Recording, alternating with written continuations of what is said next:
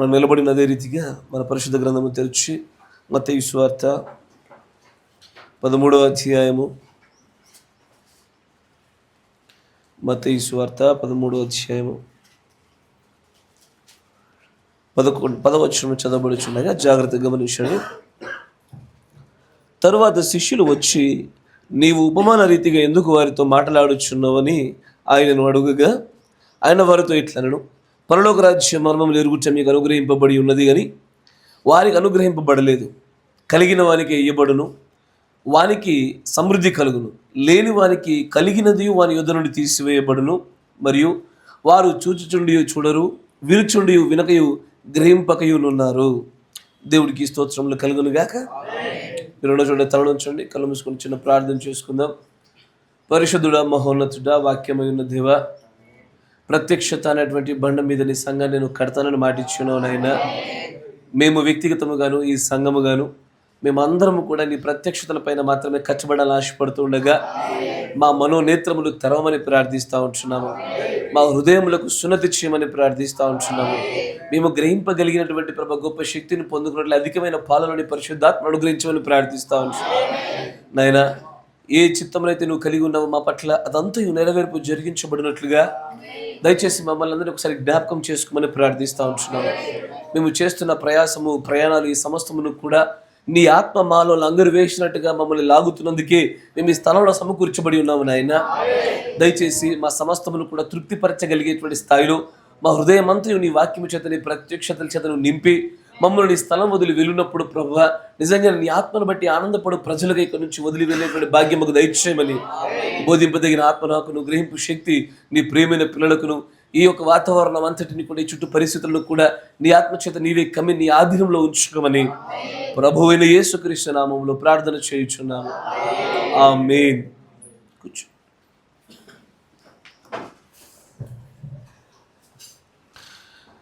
Praise the Lord. దేవుడికి స్తోత్రములు కలుగును గాక. హల్లెలూయా. దేవుడికి స్తోత్రం. ఈ రెండిట్లలో సమానమైన రెస్పాన్స్ రావడానికి ఇంతకాలం పట్టింది. అర్థం కలిగి కదా, ప్రైజ్ ది లార్డ్ అన్న హల్లెలూయా అన్న కూడా రెండింటికి సమానమైన రెస్పాన్స్ రావడానికి ఇంత సమయం పట్టింది. మంచిది. కూడి వచ్చిన మీ అందరికీ కూడా నా హృదయపూర్వక వందనాలు మరి శుభములు తెలియజేస్తా ఉన్నాను. దేవుడి మిమ్మల్ని అందరూ కూడా దీవించును గాక. అందరూ బాగున్నారా? అందరూ సంతోషంగా ఉన్నారా? అందరికీ శ్రమలు ఉన్నాయా? మీ అందరికీ వచ్చును గాక. ఎందుకంటే శ్రమలే మిమ్మల్ని పుటము వేసినటువంటి బంగారంలాగా శుద్ధిపరిచేటువంటి కనుక మీ అందరికీ శ్రమలు అనుగ్రహించబడును గాక. ఏ శ్రమలు అంటే మిమ్మల్ని రాజ్యంలో చేర్చుటకు కావాల్సిన శ్రమలు, మిమ్మల్ని పరిశుద్ధపరచుటకు కావాల్సిన శ్రమలు కావాలి. మంచిది, చాలా సంతోషం. చదవబడినటువంటి లేఖన భాగం గుండా మనం ముందుకు సాగిపోదాం. మన సమయాన్ని సద్వినియోగపరుచుకుందాం.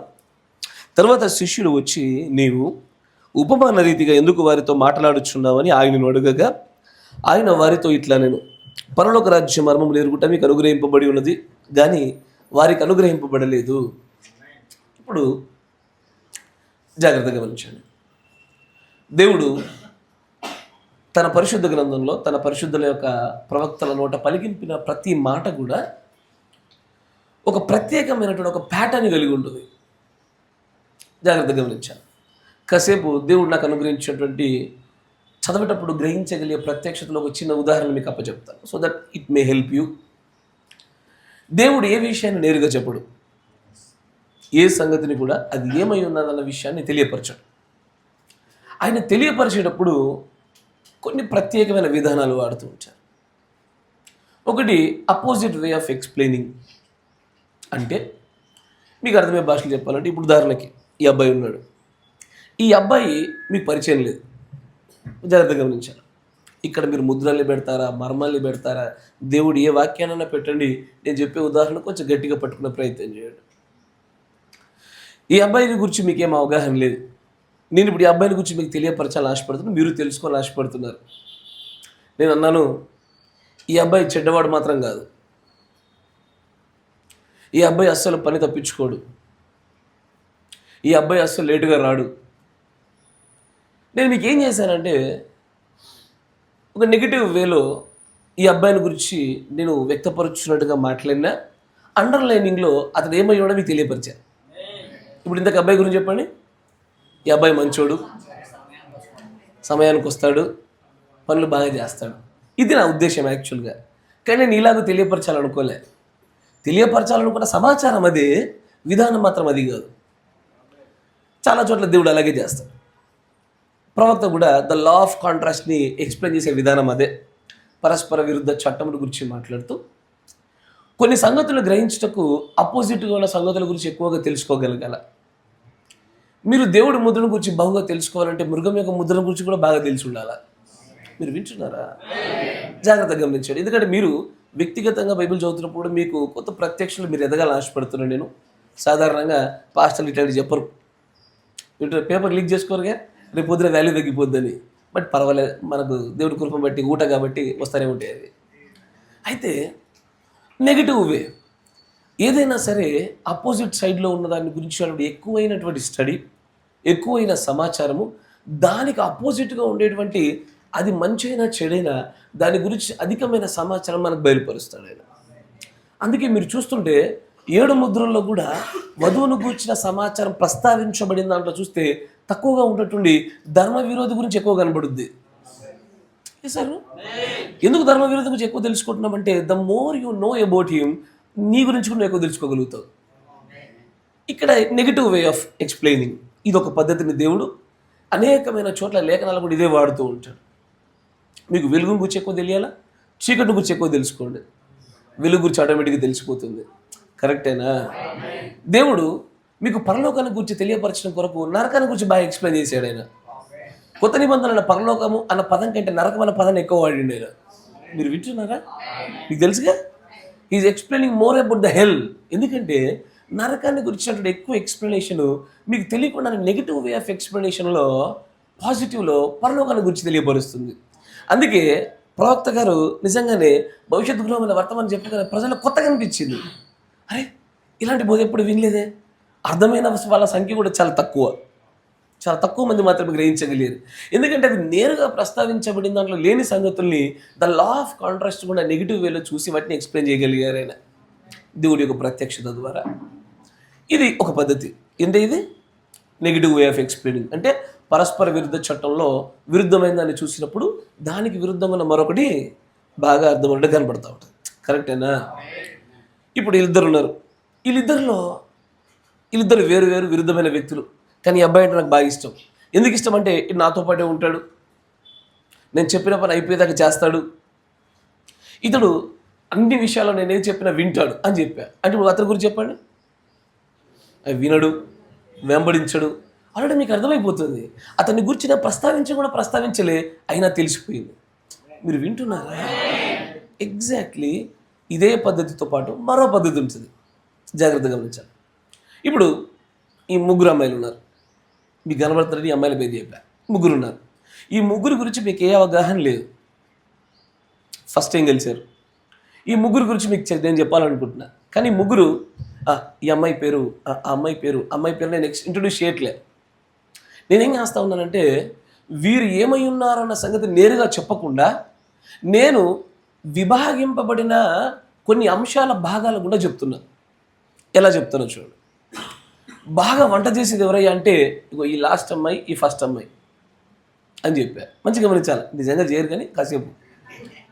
బాగా వంట చేసేది ఎవరయ్యా అంటే ఆ లాస్ట్ అమ్మాయి, ఈ లాస్ట్ అమ్మాయి అన్న. ఓకే. బాగా పని చేసేది ఎవరయ్యా అంటే మధ్యలో అమ్మాయి అని చెప్పా. మంచిగా గమనించాలి. బాగా చదువు అంటే ఆసక్తి ఎవరయ్యా అంటే ఆ లాస్ట్ అమ్మాయి, ఈ లాస్ట్ అమ్మాయి అన్న. బాగా సమయాలు పాటించేది ఎవరయ్యా అంటే ఈ అమ్మాయి అన్న. ఇట్లా నేను విభాగింపబడుతున్న 10 అంశాల గుండా ఈ 3 విభజించా. కానీ నేరుగా ఎవరు ఏదైనా సంగతి మీకు చెప్పలే. కానీ ఇప్పుడు చెప్పండి ఈమె గురించి అనగానే మీరేం చెప్తారు నాకు? ఈమె బాగా వంట చేస్తుంది, ఈమె బాగా మాట వింటుంది, బాగా చదువుతుంది. ఇప్పుడు నేను ఆమె గురించి నేరుగా మీకు చెప్పలేదు, కానీ అనేకమైన విభాగింపబడిన అంశాలు చెప్పేసరికి వీటన్నిటిని ఒక చోట సమకూర్చేసరికి ఈ అబ్బాయి గురించి మీకు సమాచారం తెలిసింది. అట్లాగే 7 ముద్రల గురించి కూడా 63 తర్వాత ఉన్న వర్తమానాల్లో అక్కడక్కడ విభాగింపబడిన భాగాల్లో చెప్పాడు ఆయన. దాంట్లో ఒక్క విభాగము రాకడ. అయ్యా నా మాట వింటున్నారా? దాంట్లో ఒక్క విభాగం రాకడ. ఫర్ ఎగ్జాంపుల్ మీకు అర్థమయ్యే భాషను చెప్తా చూడండి. 1 2 3 4 నలుగురు వ్యక్తులు ఉన్నారయ్యా. నలుగురు వ్యక్తులు ఉన్నారు. ఈ నలుగురు వ్యక్తుల గురించి మీకు తెలియదు, నేను ఇప్పుడు చెప్పినట్టుగానే చెప్తున్నా. ఏమని? కొన్ని ఉదాహరణలు చెప్పండి నాకు. కేటగిరీస్. బాగా స్పోర్ట్స్ ఆడేవాళ్ళు ఎవరు? స్పోర్ట్స్ ఆడేవాళ్ళు 2వ వ్యక్తి, 4వ వ్యక్తి. బాగా బైబిల్ చదివేవారు ఎవరు? రీడింగ్ 1వ వ్యక్తి మాత్రమే. బాగా వర్తమానాలు వినేవారు ఎవరు? లిజనింగ్ 4వ వ్యక్తి. సరే, మీరు అన్నట్టే 3వ వ్యక్తులు ఈసరికి కొంచెం స్పష్టంగా ఉంటుంది. గీతలు కూడా గీద్దాం, ఇట్లా కూడా గీద్దాం. తర్వాత ఇంకో కేటగిరీ చెప్పండి. సమయానికి వచ్చేవాళ్ళు. ప్రాబ్లం వస్తే ఈ వ్యక్తి ఉంటాడు అంతే. ఇక ఏదది ప్రెజెన్స్లో చూస్తే ఎవరుంటారు? 4వ వ్యక్తికి ఇద్దాం. వింటున్నారా? ఇప్పుడు ఇట్లా అనేకమైన విభాగాలు ఇంకా వస్తూ ఉండగా ఈ 1వ వ్యక్తి, 2వ వ్యక్తి, 3వ వ్యక్తి, 4వ వ్యక్తి గురించి నేను నేరుగా ఏమీ చెప్పలే మీకు, కానీ వీరిని గురించి అంశాల గుండా చెప్పా. ఇప్పుడు నేను అడుగుతాను మిమ్మల్ని, నాకు 4వ వ్యక్తి గురించి చెప్పండి అయ్యా. 4వ వ్యక్తి స్పోర్ట్స్ బాగా ఆడతాడు, సమస్య వస్తే వెంటనే ఉంటాడు అక్కడ. నేను చెప్పిన నేరుగా మీకు అట్లా నేను చెప్పలే. అట్లాగే పరలోక రాజ్యం మర్మాలు, సంఘకాలాల విభజన, 7 ముద్రల విభజన, ఇవన్నీ కూడా అంశాల వారిగా దేవుడు బయలుపరచాలనుకున్న మర్మముల సంగతులు. ఆయన దగ్గర ఒక సెట్ ఆఫ్ మిస్టరీస్ ఉన్నాయి, మర్మాల కొంత సంఖ్య ఉంది. ఆ సంఖ్యను ఒకచోట పరలోక రాజ్యం మర్మాల అంశం కూడా చూపిస్తాడు, ఒకచోట ఉద్దేశం లక్ష్యంలో కూడా చూపిస్తారు, ఒకచోట సంఘకాలాలు కూడా చూపిస్తారు, ఒకచోట ముద్రలు అనేటువంటి అంశం కూడా చూపిస్తూ ఉంటారు. అట్లాగే 7 ముద్రల వివరణ కూడా అలాగే జరుగుతుంది. ఈవెన్ 7 సీల్స్ కూడా సేమ్ అలాగే. అందుకే మత్తయి సువార్త 24లో ఒకలా కనబడుతుంటుంది, బట్ అన్నీ ఒకటే. విభజించుచున్నటువంటి అంశాలను బట్టి ఇదంతా దేనికి అంటే ఒక వ్యక్తిని బట్టి, ఈ 1వ వ్యక్తి ఇతడు బాగా బైబిల్ చదివేవాడు అని నేను చెప్తే అంతే గుర్తుంటుంది. కానీ అతని యొక్క అన్ని కోణాలు మన ఎదుట బయలుపరచబడుటకై అనేకమైన అంశాల వారిగా దేవుడు విభజిస్తూ చూపిస్తూ ఉంటాడు. ఇది మీకు అర్థమవుతుందా? ఇది అన్నిటికన్నా మోస్ట్ కాంప్లికేటెడ్ మెథడ్. ఇది దీన్ని బైబిల్లో కొంత అచ్చట కొంత ఇచ్చట అనే సూత్రంతో వాడబడుతూ ఉంటుంది. ఈ వ్యక్తిని గురించే విన్నాను, కానీ కొంత ఇచ్చట విన్నా, కొంత అచ్చట విన్నా. ఈ 3 వ్యక్తిని గురించి కొంత ఇచ్చట విన్నా నేను. అట్లా ప్రతి సంగతిని గురించి కొంత అచ్చట కొంత ఇచ్చట చెప్తారు. మనం చేయాల్సిన పని అంత దగ్గర పెట్టుకోవడమే. దీనికి 5 పరిచారిక వర్గాలు కొంత తోడ్పడతారు. సమాచారం అంతా దగ్గర తీసుకొచ్చి మీకు అప్పచెప్తారు. అప్పచెప్పిన దాన్ని ఇట్లా కాంప్లికేటెడ్గా ఉన్నదాన్ని మీరేం చేయాలి? మీరు బుక్లో రాసుకుంటారు. ఏమని రాసుకుంటారు? ఇట్లా రాసుకోవద్దు. ఇట్లా రాసుకుంటే నీకు నాకు తేడా లేదు. ఇక నువ్వు ఎట్లా రాసుకోవాలి? 1 బాగా చదువుతాడు, 2 స్పోర్ట్స్ బాగా ఆడతాడు, 3 బాగా వింటాడు, 4 స్పోర్ట్స్ ప్లస్ సమయానికి ఇబ్బందులు ఉండేవాడు అని మీరు అర్థం చేసుకోగలగాలి. Yes or no? అట్లాగే ఓన్లీ ఇండిపెండెంట్గా ఇండివిజువల్గా కూడా 7th సీల్ గురించి కూడా సేమ్ ఇదే విభజన. 7th సీల్ 3వ ఇడుపు. 7th సీల్ ఏంటది? రాకడా చెప్పాలి, ఫేమస్ కదా ఇది. తర్వాత 7th seal span of time. God bless you brother. Span of time. తర్వాత culmination of many accelerated events. తర్వాత 10th విజన్. ఇట్లా అన్ని ఎందుకు చెప్పాడు అంటే అదంతా ఒకటే 7వ ముద్రే, కానీ దాని స్థితిగతులు చూపించడం కొరకు విభాగింపబడిన అంశాలుగా దాన్ని వివరిస్తూ ఉంటాడు. ఇప్పుడు చూడండి, ఈ 4వ వ్యక్తిని గురించి నేను చెప్పండి అంటే మీరేమంటున్నారు? ఇతడు స్పోర్ట్స్ బాగా ఆడతాడు మరియు సమయానికి సకాలంలో చక్కగా మనకి ఇబ్బందులు లేకుండా మనకు పక్కనే ఉంటాడని చెప్పిన. నేను ఇలా చెప్తున్నా. ఒక వ్యక్తి అంటాడు 4వ వ్యక్తి గురించి ఖచ్చితంగా సమయానికి ఉంటాడు అన్నాడు. ఓకే, తర్వాత ఖచ్చితంగా సమయానికి ఉంటాడు అంటున్నాడు. ఇంకొంచెం చెప్పండి. లేదు, సమయానికి ఉంటాడని చెప్తా అంటున్నారు. అంటే ఇంకోటి లేదా? ఉంది కదా. అదేలాగో ఈరోజు 7వ ముద్రను గురించినటువంటి ఆ విషయాలు అలాగే జరిగాయి. ఇక బట్టిరయ్య ఒకటి కుందేలకు 3 కాళ్ళు, మిగిలిన చూడలేకపోయినారు. ఈ విభాగింపబడినటువంటి ఈ కోణాల గుండా వాక్యములు సరిగ్గా విభజించగలిగే వరాలు కూడా చూడగలగాలి. వెన్ యూ సీ దాట్, అప్పుడు నీకు 7th సీల్ కంప్లీట్గా అర్థమవుతూ ఉంటుంది. ఇది ఓన్లీ ఇది ఒక్కటే ముక్క పట్టుకున్నారు. ఇప్పుడు ఈ ఒక్క ముక్కనే 7వది, ఈ ఒక్క ముక్క లేకపోతే 7వది లేదు అన్నట్టుగా చేశారు. ఇక అఫ్కోర్స్ ఇవన్నీ ఒకదానితో ఒకటి ముడిపడినటువంటి భాగాలు అయి ఉన్నప్పటికీ కూడా ఆ మొత్తం ఈవెంట్ ఆఫ్ సిరీస్ అంతా కూడా 7వ ముద్రలో భాగమే. కరెక్టేనా? అట్లాగే దేవుడు పరలోక రాజ్యం మర్మాలను ఇక్కడ బయలుపరిచే సంగతులను కూడా ఇవే సంగతులు సంఘకాలంలో చూస్తాం మళ్ళీ. కరెక్టేనా అయ్యా? ఇప్పుడు మనం చూసాం, యజమాని నిద్రపోతూ ఉండగా గోధుమల్లో శత్రువు వచ్చి గురుగుల్ని విత్తినాడు. సంఘకాలంలో విత్తింది ఏంటిది? నికోలాయితుల సిద్ధాంతము, బిలాము సిద్ధాంతము, యెజబేలు సిద్ధాంతము, ఇవేనా కదా? ఎస్ఆర్నో ఇవే విషయాలు అక్కడ కనబడతాయి. కానీ మనం అంశములు పెట్టి వేరువేరుగా చూస్తున్నాం, సో దాట్ ఈ మర్మాల గురించి విస్తృతమైన సమాచారం బయటపడ్డానికి. కరెక్టేనా? అలా చూసినా ఇలా చూసినా మళ్ళీ అవే మర్మాలను చూస్తాం. నేను మళ్ళీ మీకు ముద్రలు చెప్పిన ఇవే ఉంటాయి. ముద్రలో చెప్పండి ఎవరుంటారు? క్రీస్తు మాత్రమే సింహాసనాసీనుడై ఉండి ఘనత పొందాల్సిన చోట ఒకడు వికార్యశ్వరుడైన మరొకడు వచ్చినాడు. గురువు వచ్చిందా? ఖచ్చితంగా వస్తుంది. అయినా దేవుడు బీకేశాడా? లేదు. లాస్ట్ వరకు మాత్రం అట్లే ఉండి తీరాల. సేమ్ మిస్టరీస్ అన్ని చోట్ల అవే మర్మాలు ఉంటాయి. కానీ అది పెడుతున్న అంశమును బట్టి ఆ మర్మం యొక్క సమాచారం అనేది బయలుపరచబడుట తక్కువ ఎక్కువ అనే విషయాలు ఆధారపడి ఉంటాయి. గ్రహించగలుగుతున్నారా? చివరికి వచ్చరికి లాస్ట్కి ఎక్కడ దాకా వస్తామంటే మళ్ళీ అయ్యే 12 మర్మాలకు రావాలి. కరెక్టేనా? అయ్యలారంతా మీకు సూచన ఏదైనా వర్తమానం చెప్పినటువంటి ఆ 12 మర్మాల చుట్టూ మాత్రమే మొత్తం అంతా తిరుగుద్ది. ఇదే కదయ్యా ఇది సముఖపు రొట్టెలు ఉండేటువంటి 12 రొట్టెలు. ఆ 12 రొట్టెలే ఆ 12 నూతన నిబంధన యొక్క మర్మాలు. ఎస్ఆర్నో అన్ని వీటినే చూపిస్తూ ఉండాలా. ప్రతిది కూడా దీన్నే కనపరుస్తూ ఉండాలా. కేవలం అంశాల వారికి విభజిస్తుండడం వల్ల విస్తృతమైన సమాచారం తెలిసింది. నువ్వు అనొచ్చు, అయ్యా నేరుగా 4వ వ్యక్తి అని చెప్పి స్పోర్ట్స్ బాగా ఆడతాడు, సమస్య ఉంటే వెంటనే ఉంటాడని చెప్పొచ్చు కదా. లేదు, చెప్పడు. ఎందుకంటే ఇది మీకు మాత్రం అనుగ్రహించబడింది, వారికి అనుగ్రహించబల్లా, వారికి తెలియదు. అట్లాగనే ఇప్పుడు మీరు ఫెయిత్ను గురించి చూశారనుకోండి, విశ్వాసాన్ని గురించి వచ్చారు. విశ్వాసం అంటే ఏంటి చెప్పండి? ఉంటుంది కదా ఫేమస్ డైలాగ్ ఒకటి, విశ్వాసం అంటే ప్రత్యక్షత. కొంచెం సహోదరులందరూ ఎదిగారు, గాడ్ బ్లెస్ యూ. చెప్పండి అయ్యా, ఫెయిత్ అంటే ఏంటిది? What you mean by faith? అరే విశ్వాసం అంటే నాన్న, విశ్వాసం అనేది కరెన్సీ. గాడ్ బ్లెస్ యూ నాన్న, బాగా చెప్పినావు. అదొక కోణం. ఎందుకంటే దేవుడు ప్రవక్త అమ్మకపు కొనుగోలు గురించి మాట్లాడుతూ, if you want to buy something from me, నీ దగ్గర విశ్వాసం అనే కరెన్సీ ఉండాలంటాడు. God bless you better. ఈ మధ్యలో చదివినవా? దానికే దొరికింది. ఇది టక్కని ఎప్పుడు దొరకని సమాధానాలు ఎప్పుడు దొరుకుతాయంటే ఈ 1 2 3 డేస్లో ఎప్పుడన్నా వింటే చదివితే దొరుకుతాయి. అట్లా ఇంకా విశ్వాసం అంటే ఏంటి?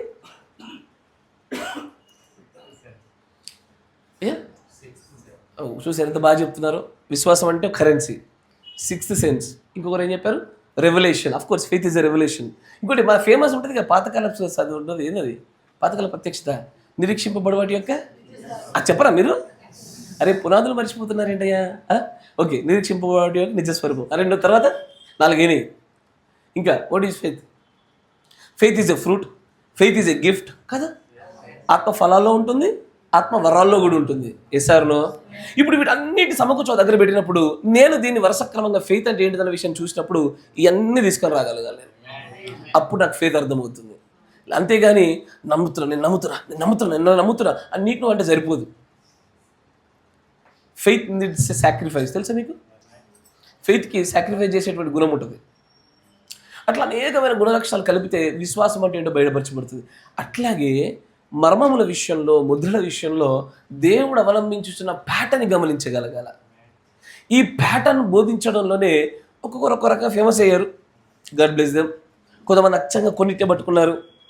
కొంతమంది అయితే అసలు ఆడదాకా బోరు కానీ 7 ముద్రలు ముందు వెనక 7 ముద్రలు వాడతారు. 10 సార్లు గట్టి గుద్దితే 7 ముద్రలు బాగా తెలిసిపోయిందని ఒక భావన కలిగించేశారు. అలాంటివి కొన్ని జరుగుతూ ఉన్నాయి. But do not fall in to the trap. ఈ రోజున కాలం ఎక్కువ గడుస్తున్న కొలది వాక్యం ఇంకా ఎక్కువగా బయలుపరచబడుతున్నటువంటి దినాలు ఇవి. కాబట్టి మీరు ఎక్కువగా దీన్ని చూడగలిగే ప్రయత్నం చేయండి. The more the word of God unfolds, ఎక్కువగా అది విప్పబడుతున్న కొలది అది విప్పబడుతున్న విధానాన్ని చూడగలగాల. వాక్యమును విభజించగలిగే వరము ఎత్తబాటుకు దగ్గరవుతున్న కొలది ఇంక ఎక్కువ అవుతూ ఉంటుంది. ఎందుకంటే అది 2 వర్షములు కలగలిపి కొరియాలి. ఇప్పుడు ఇక కడబడి వర్షమును, తొలకరి వర్షమును 2 కలిపి కురిసేటువంటి మహా శక్తివంతమైనటువంటి పరిశుద్ధాత్మ అభిషేకం కుమ్మరించబడుతున్న దినాలు కనుక ఈ రోజున వాక్యం యొక్క విభజన ఒక పట్ల ఉండదు. ఒకప్పటి యొక్క అసంపూర్ణమైన ప్రత్యక్షతతో కూడుకున్నదిగా ఉండదు, ఇప్పుడు వేరుగా ఉంటుంది. వి సీ ప్రతి చిన్న లేఖనంలో కూడా అన్నిటిని చూడగలగాల. దాన్నే ప్రవక్త గారు మళ్ళీ మళ్ళీ ఇదే మాట చెప్తున్నా, బైబిల్ కొత్తదవ్వాలి. This Bible should become a new Bible to you. చదివిన అదే లేఖనాలు 100 సార్లు చదివాను నేను దీన్ని, కానీ ఇప్పుడు చూస్తుంటే ఇది అలా కనబడతలా. దాని ప్రత్యక్షత మారింది, దానిలో సమాచార లోతులు మారుతున్నాయి. అలా మారగలుగుతుందంటే దాని అర్థం ఏంటి? నేను బైబిల్ని కొత్తగా చూడగలడం మొదలుపెట్టగలిగాను.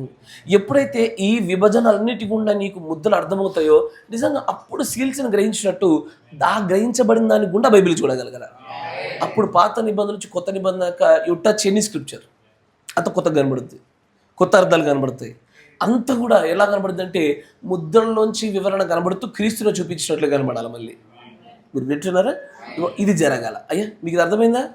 2 పద్ధతులు చెప్పా. మొదటిది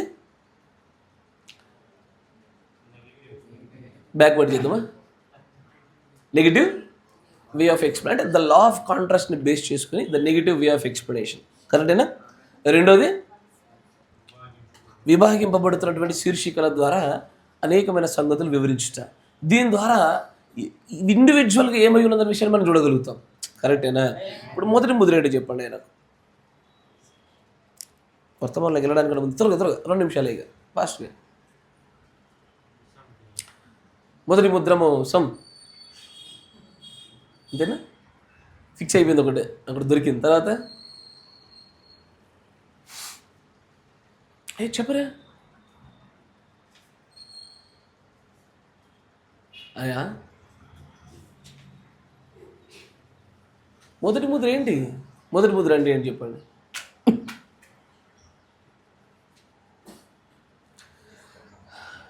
దేవుడు మనకు సహాయం చేయను గాక.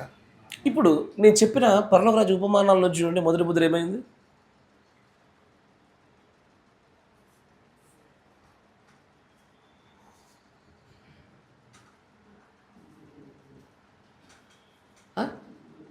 గురుగులు గోధుమలు, నిజ ద్రాక్షవల్లి అబద్ధపు ద్రాక్షవల్లి, కరెక్టేనా? మోసము, ఇంకా the spirit of false religion, yes or no? తర్వాత అనేకమైన అంశాలు కూడా దానికి విభజించి చూస్తారండి. ఎందుకంటే నేను ఏదో చెప్పేయడము, మీరు ఏదో వినడము, రాసుకోవడం కాదు. ఏదైతే ప్రత్యక్షతతో కూడుకున్న ఒక తర్కం జరుగుతుంది మీ మనసులో జరగాల, అది అర్థం కాగలగాల. ఇంకేం చెప్పండి, మొదటి ముద్ర ఏమై ఉండాలా?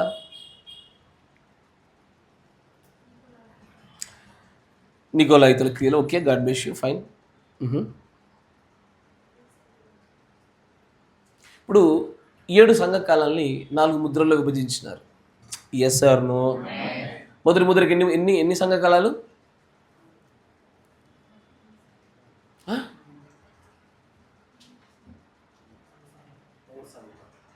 విభాగింపబడిన సంఘకాలాల గుండా చూస్తున్నప్పుడు మొదటి ముద్ర యొక్క అర్థం మారుతుంది. మీరు అర్థం చేసుకోగలుగుతున్నారా? పరలోక రాజ్య ఉపమానాల గుండా చూస్తున్నప్పుడు మరింత సమాచారం కనబడుతూ వచ్చింది, కరెక్టేనా? ఒక్కొక్క అంశమును బట్టి ముద్రలను గురించినటువంటి విస్తృతమైన సమాచారం బయటపడుతూ వస్తుంది. నేను ముద్రలు అనగానే ముద్రలు కూడా మాత్రమే చూడడం మొదలుపెట్టారు.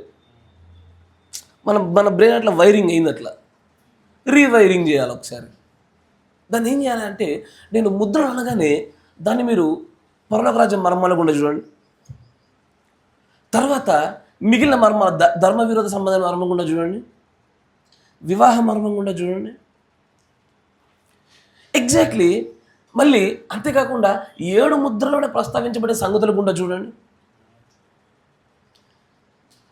దేని గుండా అయితే మనము అంశాల రీతిగా చూస్తున్నామో ఆ అంశాలను బట్టి ముద్రల గురించినటువంటి ఇండివిజువల్ రెవల్యూషన్ అనేది చాలా విస్తృతంగా కనబడుతూ వస్తూ ఉంటుంది. ఇది రాగలగాల.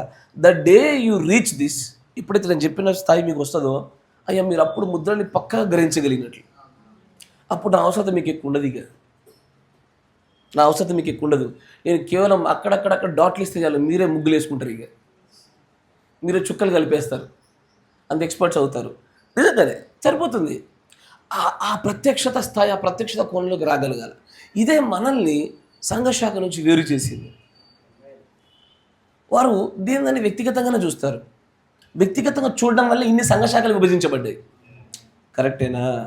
ఇప్పుడు ఒక అతను అంటాడు, అరే విశ్వాసం అంటే ఏం లేదు బాబు, విశ్వసిస్తే రక్షించబడతారు, ఇంకేం అక్కర్లేదన్నారు. ఎవరన్నారు అన్నమాట? మార్టిన్ లూథర్ అన్నాడు, గాడ్ బ్లెస్ యు. చుట్టలు తాగుతూ విశ్వసిస్తే చాలు, క్రియలు అక్కర్లేదన్నాడు. ఎందుకంటే ఆయన విశ్వాసం అన్నప్పుడు ఒక కోణాన్ని, ఒక లేఖనాన్ని, ఒక ఆస్పెక్ట్ని చూడగలిగాడు. కరెక్టేనా? కృప అనేది కూడా అలాంటిదే. ద వర్డ్ గ్రేస్, కృప కూడా అలాంటిదే. కృప అంటే ఏంటిది?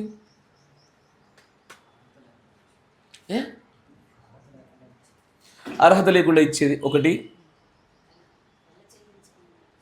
వెల చెల్లించకుండా ఇచ్చేది. ఓకే, రెండు ఆల్మోస్ట్ సిమిలర్, బట్ ఓకే కరెక్టే, గాడ్ బ్లెస్ యు. ఇంకా గ్రేస్. కృప అంటే ఏంటి? ఆపేసి వర్తమానంలోకి వెళ్ళానా? నేను చెప్పే సంగతుల విలువ మీకు తెలిస్తే బాగుండే. యాక్చువల్గా ఇట్స్ వెరీ ఇంపార్టెంట్. ఉచితంగా ఇచ్చేది కృప, గాడ్ బ్లెస్ యు. ఇంకా పాపిని పవిత్రపరిచేది. మీరు చెప్పినవన్నీ కరెక్టే, కానీ కృప అక్కడితో ముగియలే. కృప పరిశుద్ధత ఉత్పత్తి చేసేది, కృప పాపాన్ని అంగీకరించినది. కరెక్టేనా? Yes or no? కృప ఖచ్చితంగా క్రియలను ఉత్పత్తి చేసేది. కరెక్టేనా? అరే క్రియలు లేకుండానే కృప కావాలి కదా అంటారు. In the stage of beginning అంతే కావాలి. But the time passes you. ఒకసారి నువ్వు కృప రుచి చూసిన తర్వాత దేవుడు ఖచ్చితంగా నిన్ను మళ్ళీ అదే తప్పిదాలు, అదే క్రియలు చేయనట్లుగా అస్సలు అంత మాత్రం ఒప్పుకోడు. కృప మనలోంచి క్రియలు ఉత్పత్తి చేస్తుంది. ఇప్పుడు అనేకమైన కోణాల గుండా చూస్తుంటే టోటల్గా ఎంటైర్ కృప అనే కాన్సెప్ట్ అర్థమవుతూ ఉంటుంది. అట్లాగే ఈ పరలోక రాజ్యం మర్మాలు కూడా అలాంటివే, 7 ముద్రల మర్మాలు అలాంటివే. ఇవన్నీ కూడా శీర్షికల వారిగా విభజిస్తూ చూస్తున్నాం మనం, ఒక్కొక్క అంశాల వారిగా విభజించి చూస్తున్నాం. కొన్ని చోట్ల ది లా ఆఫ్ కాంట్రాస్ట్లో నుంచి పరస్పర విరుద్ధముగా నెగిటివిటీని గురించి ఎక్కువగా తెలుసుకొని పాజిటివిటీ గురించే సమాచారాలు ఒక చోట మనం ఏం చేస్తాం, ఏర్పాటు చేస్తూ ఉన్నాం. దిస్ ఈజ్ హౌ ఈ రోజున మర్మములను గురించినటువంటి వివరణ ఈజీగా గ్రహించడానికి ఈ 2 పద్ధతులను పాటించే ప్రయత్నం చేయండి. ఇది ఊరికే మెథడ్స్ పాటిస్తే వచ్చేది కాదు. అఫ్ కోర్స్ దేవుడే మీకు ప్రత్యక్షతను అనుగ్రహించాలి, బట్ దిస్ హెల్ప్స్ యూ. 1-2 మెట్లు ఎక్కడానికి ఖచ్చితంగా ఉపయోగపడుతుంది మీకు. మీరు గ్రహించగలిగారా? చలో let's jump into the versus. ఇప్పుడు మత్తయి సువార్త 13వ అధ్యాయంలో పరలోక రాజ్యం మర్మములు ఎరుగుట మీకు అనుగ్రహింపబడి ఉన్నది, వారికి అనుగ్రహింపబడలేదు. వీరికి అనుగ్రహింపబడింది అని చెప్పి వీళ్ళకి కూడా సరిగ్గా అర్థం కాలేదు స్టోరీ. వింటున్నారా? వీరికి అర్థం కాలే. వీరికి కూడా అనేకమైన శీర్షికలు కావాల్సి వచ్చింది, అనేకమైన విషయాలు కావాల్సి వచ్చింది. ఇప్పుడు పరలోక రాజ్యం గురించి మాట్లాడుతున్నప్పుడు కూడా కొన్ని ఉపమానాలు నెగిటివిటీని గురించి మాట్లాడతాయి. మీరు వింటున్నారా? కొన్ని ఉపమానాలు పాజిటివిటీ గురించి చెప్తా ఉంటాయి. బట్ ఇన్ ద ఎండ్ కంప్లీట్గా పరలోక రాజ్యంలో చేరుటకు, చేరపోకుండా జార విడుచుటకు ఏది కారణాలు అవుతున్నాయో ఆ సంగతులన్నింటినీ తెలియపరచుటే పరలోక రాజ్య మర్మాల యొక్క ఉద్దేశం. కరెక్టేనా? ఏది చేస్తే రాజ్యంలో ఉంటాను, ఏది చేయకపోవడం వల్ల జార విడవబడతాను, ఏది ప్రాముఖ్యమైన సంగతిగా చెప్తా ఉన్నాడు. ఈ సంగతులు తెలుసుకుంటే పరలోక రాజ్యంకి వెళ్ళాలంటే ఖచ్చితంగా చేసి తీరాలా అనున్నటువంటి విషయాల గురించి చెప్పుడే పరలోక రాజ్యం మర్మాలు. అందుకే పరలోక రాజ్యంలో పోల్చుచ్చినప్పుడు వేరువేరుగా పోల్చాడు. ఇప్పుడు నేను పరలోక రాజ్యంలోకి వెళ్ళడానికి గురుగుల గురించి తెలుసుకోవాల్సిన అవసరం ఏముంది నాకు? గోధుమల కంటే ఆ ఉపమానం చూస్తే గురుగుల వివరణ ఎక్కువ ఉంటుంది, గురుగులకు సంబంధించిన లేఖన ప్రస్తావన ఎక్కువ ఉంటుంది. ఎందుకంటే ఎంత ఎక్కువైనటువంటి గురువుల గురించినటువంటి వివరణ ఉంటుందో ఆ గోధుమను అంత విలువ కలిగిందని అర్థం అక్కడ. Yes or no? జస్ట్ వాళ్ళతో పాటు అసోసియేట్ అవ్వకుండా గోధుమల యొక్క క్షేమము, గురుగుల క్షేమం 2 కనబడుతున్నప్పుడు గురుగుల క్షేమము గోధుమలు ఎంత మాత్రం హరించి వేయకూడదు, ఒకదానితో ఒకటి కలిసి చివరి వరకు కలిసి ప్రయాణం చేయాల్సిందే, వీటి మధ్యలో తుంచి వేయడానికి వీల్లేదు, అనేకమైన సంగతులు తెలపడానికి కావాలని దేవుడి మర్మాలు చెప్పినాడు. అంతేనా? తప్పు చేసిన మృగం యొక్క ముద్రను కయ్యను పొందుకున్న దేవుడు వెంటనే అతన్ని చంపలే. ఎందుకంటే అతను చివరి వరకు రావాల్సిందే. అసలు చంపకుండా ఉండుటకే ఆ ముద్ర పెట్టినాడు ఆయన. ప్రవచనం నెరవేర్పు కోసం జరగాలి, మరియు గురుగు కోతకాలం వరకు ఉండబడాలి అంటే ఖచ్చితంగా ఈ యొక్క నెరవేర్పులో ముందుకు సాగుతూనే ఉండాలి. కరెక్టేనా? అందుకే ఈ ఒక్కొక్క మర్మాన్ని చెప్పాడు. మొదటి మర్మం ఏంటయ్యా? ఫాస్ట్గా విత్తువాడు. కరెక్టేనా? 4 భూములు. కరెక్టేనా? ఇక్కడ విత్తనం అంటే వాక్యం, గాడ్ బ్లెస్ యు. భూములు అంటే గాడ్ బ్లెస్ యు. మీకు అర్థమైపోయింది. రెండో చెప్పండి. రెండో ఉపమానం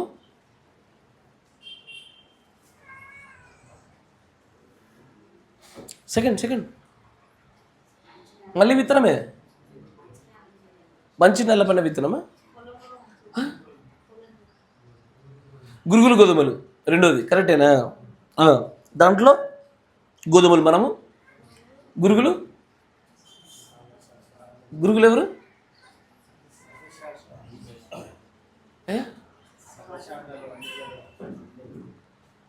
సంఘశాఖ వాళ్ళు గురుగులు అంటారా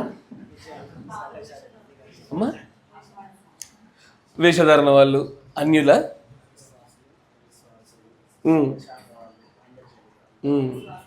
ఇండియన్ మెసేజ్ వాళ్ళు కూడా అయ్యా గురుగులు అన్ని చోట్ల ఉన్నాయి. ఎన్టీఎంసీ సంఘంలో ఉన్నాయి, సంఘ శాఖల్లో ఉన్నాయి, అన్ని జనుల్లో ఉన్నారు, అన్ని చోట్ల గురుగులు ఉన్నాయి. ఇక్కడ అక్కడ చెప్పడానికి వీల్లేదు. గోధుమలే ప్రత్యేకంగా వేయబడిన పొలంలోనే ఉన్నాయి. అక్కడ తప్ప ఇంకెక్కడ గోధుమలు లేవు. గోధుమలు రోడ్ల మీద పెరగవు, తో పక్కన పెరగవు. అవి వాటికంటూ ఏర్పాటు చేయడం ప్రత్యేకమైన స్థలాల్లో పెరుగుతాయి. సమస్య ఏంటంటే వాటి మధ్యలో కూడా గురుగులు ఉంటాయి. ఇసార్నో కరెక్ట్. తర్వాత మూడోది ఆవగింజ. ఏంటిది అది? సంగమా? దాని అర్థం ఏంటి? ఈ ఉప మనకు అర్థం చెప్పేసి త్వరగా మనము 4వ దాని వైపు అడుగులేద్దాం ఇన్ డీటెయిల్.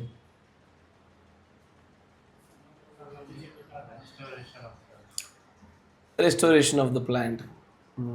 ఓకే, కొంత మట్టుకి రైట్. God bless you. పరలోక రాజ్యము ఆవగింజను పూలేదు అదేనా వేసాను. అది అన్ని గింజల్లో చాలా చిన్నది అయినప్పటికీ కూడా ఒకసారి వన్స్ ఇట్ స్టార్ట్స్ గ్రోయింగ్ కదా, ఒకసారి పెరగడం మొదలుపెట్టిన తర్వాత ఏమవుద్ది? చాలా పెద్ద వృక్షం అవుతుంది. అనేకమైన ఆకాశ పక్షులకు నివాస స్థలంగా ఉంటుంది. కరెక్టేనా? Of course. ఎందుకంటే పరలోక రాజ్యము ఒక విత్తనంతో పోల్చబడి ఆ విత్తనం చాలా పెద్దదవుతున్న విషయం చెప్పబడింది కదా. నిజంగా దేవుడి యొక్క సంఘం కూడా అలాగే వృద్ధి చెందుతుంది. But at the same time similarly copy కొట్టేవాడు ఉంటాడుగా దుష్టుడు కూడా, వాడి సంఘము ఈ యొక్క చెట్టు కంటే ఇంకెక్కువ బాగా ఎదుగుతూ ఉంటుంది. A growth of a church in never indicates a security of heaven. ఎన్నడూ కూడా పరలోక రాజ్య భద్రతని ఒక సంఘం యొక్క వృద్ధి అన్నట్టు కూడా మనకు వాగ్దానం చేయలేదు. కరెక్టేనా? ఇక్కడ కొంత కండిషనల్ విషయాలు దాగుంటాయి. బట్ ఎనీవే 4th దాంట్లోకి వెళ్ళిపోదాం. చూడండి జాగ్రత్తగా రండి. 4వ దాంట్లో మత్తయి సువార్త 13వ అధ్యాయం 33వ వచనంలోకి రండి. ఆయన మరి ఒక ఉపమానము వారితో చెప్పాను. పరలోక రాజ్యము ఒక స్త్రీ తీసుకొని పిండంతయు పులిసి పొంగు వరకు 3 కుంచముల పిండిలో దాచిపెట్టిన పుల్లని పిండిని పోలి ఉన్నది. నేను నా నోరు తెరచి ఉపమాన రీతిగా బోధించెదను, లోకం పుట్టినది మొదలుకొని మరుగు చేయబడిన సంగతులను తెలియజెప్పేదను అని ప్రవక్త చెప్పిన మాట నెరవేరినట్లు యేసు ఈ మాటలన్నింటినీ జనసమూహములకు ఉపమాన రీతిగా బోధించను. ఉపమానము లేక వారికి ఏమీ బోధించలేదు. చాలా చిన్న విషయం. ఒక స్త్రీ ఉంది, ఏం చేస్తూ ఉందామే? మొత్తం పిండంతా, మంచి పిండంతా పులిసిపోయినట్లుగా 3 కుంచముల యొక్క పులిసిన పిండి ఏం చేస్తూ ఉంది? ఈ పిండిలో పెడుతుంది. దేనికి? To make a cake. అంతేనా? కేక్ కావాలంటే ఏం చేయాలమ్మా? పెరుగు కావాలంటే ఎట్లాగో పాలల్లో ఇంత పెరుగు ఎట్లా వేస్తారో మొత్తం పిండంతా పులిసిపోయినట్లుగా చేయాలంటే కొంచెం పులిసిపోయినటువంటి పిండిని దాంట్లో పెట్టినప్పుడు మొత్తం అంతా పులిగిపోతుంది. పులియడం దేని కొరకయ్యా? పులియడం దేని కొరకు? దోశలు వేస్తారా? మీరేం తలగే ఊపుతారా? మీరు వేస్తారా? మరి మీరు ఊపుతారా ఏంటి? మీరు వేస్తారుగా. ఏం చేస్తారు ముందు రోజు? పులియ పెడతారా పెట్టరా? దాన్ని ఏమంటారు? పులియ పెట్టమంటారా సాధారణమైన భాషలో? అమ్మా ఫర్మెంటేషన్ ఇంగ్లీష్ రెగ్యులర్ సాధారణమైన భాష అడిగా. పులియ పెట్టడమేగా. మరి ఎందుకంత షాక్ అయినారు? పులియ పెడతారు. ఎందుకు? దానివల్ల మొత్తం అంతా పులిసిపోయిన తర్వాత ఒక పర్టికులర్ టేస్ట్ వస్తుంది. కరెక్టేనా?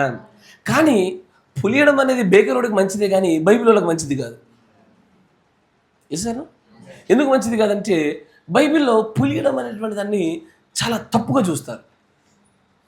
పులియడం అనే దాన్ని పాడైపోయిన దానిగా పరిగణిస్తూ ఉంటుంది బైబిల్. Yes sir no? ఇజ్రాయేలులకు ఉన్నటువంటి పండుగలు చెప్పండి. పస్కా చాలు, రెండో వచ్చేసింది, అయిపోయింది. రెండోది ఏంటది? పులి అని. ఎందుకు పులి అనేది తినమన్నాడు ఆయన? అయ్యా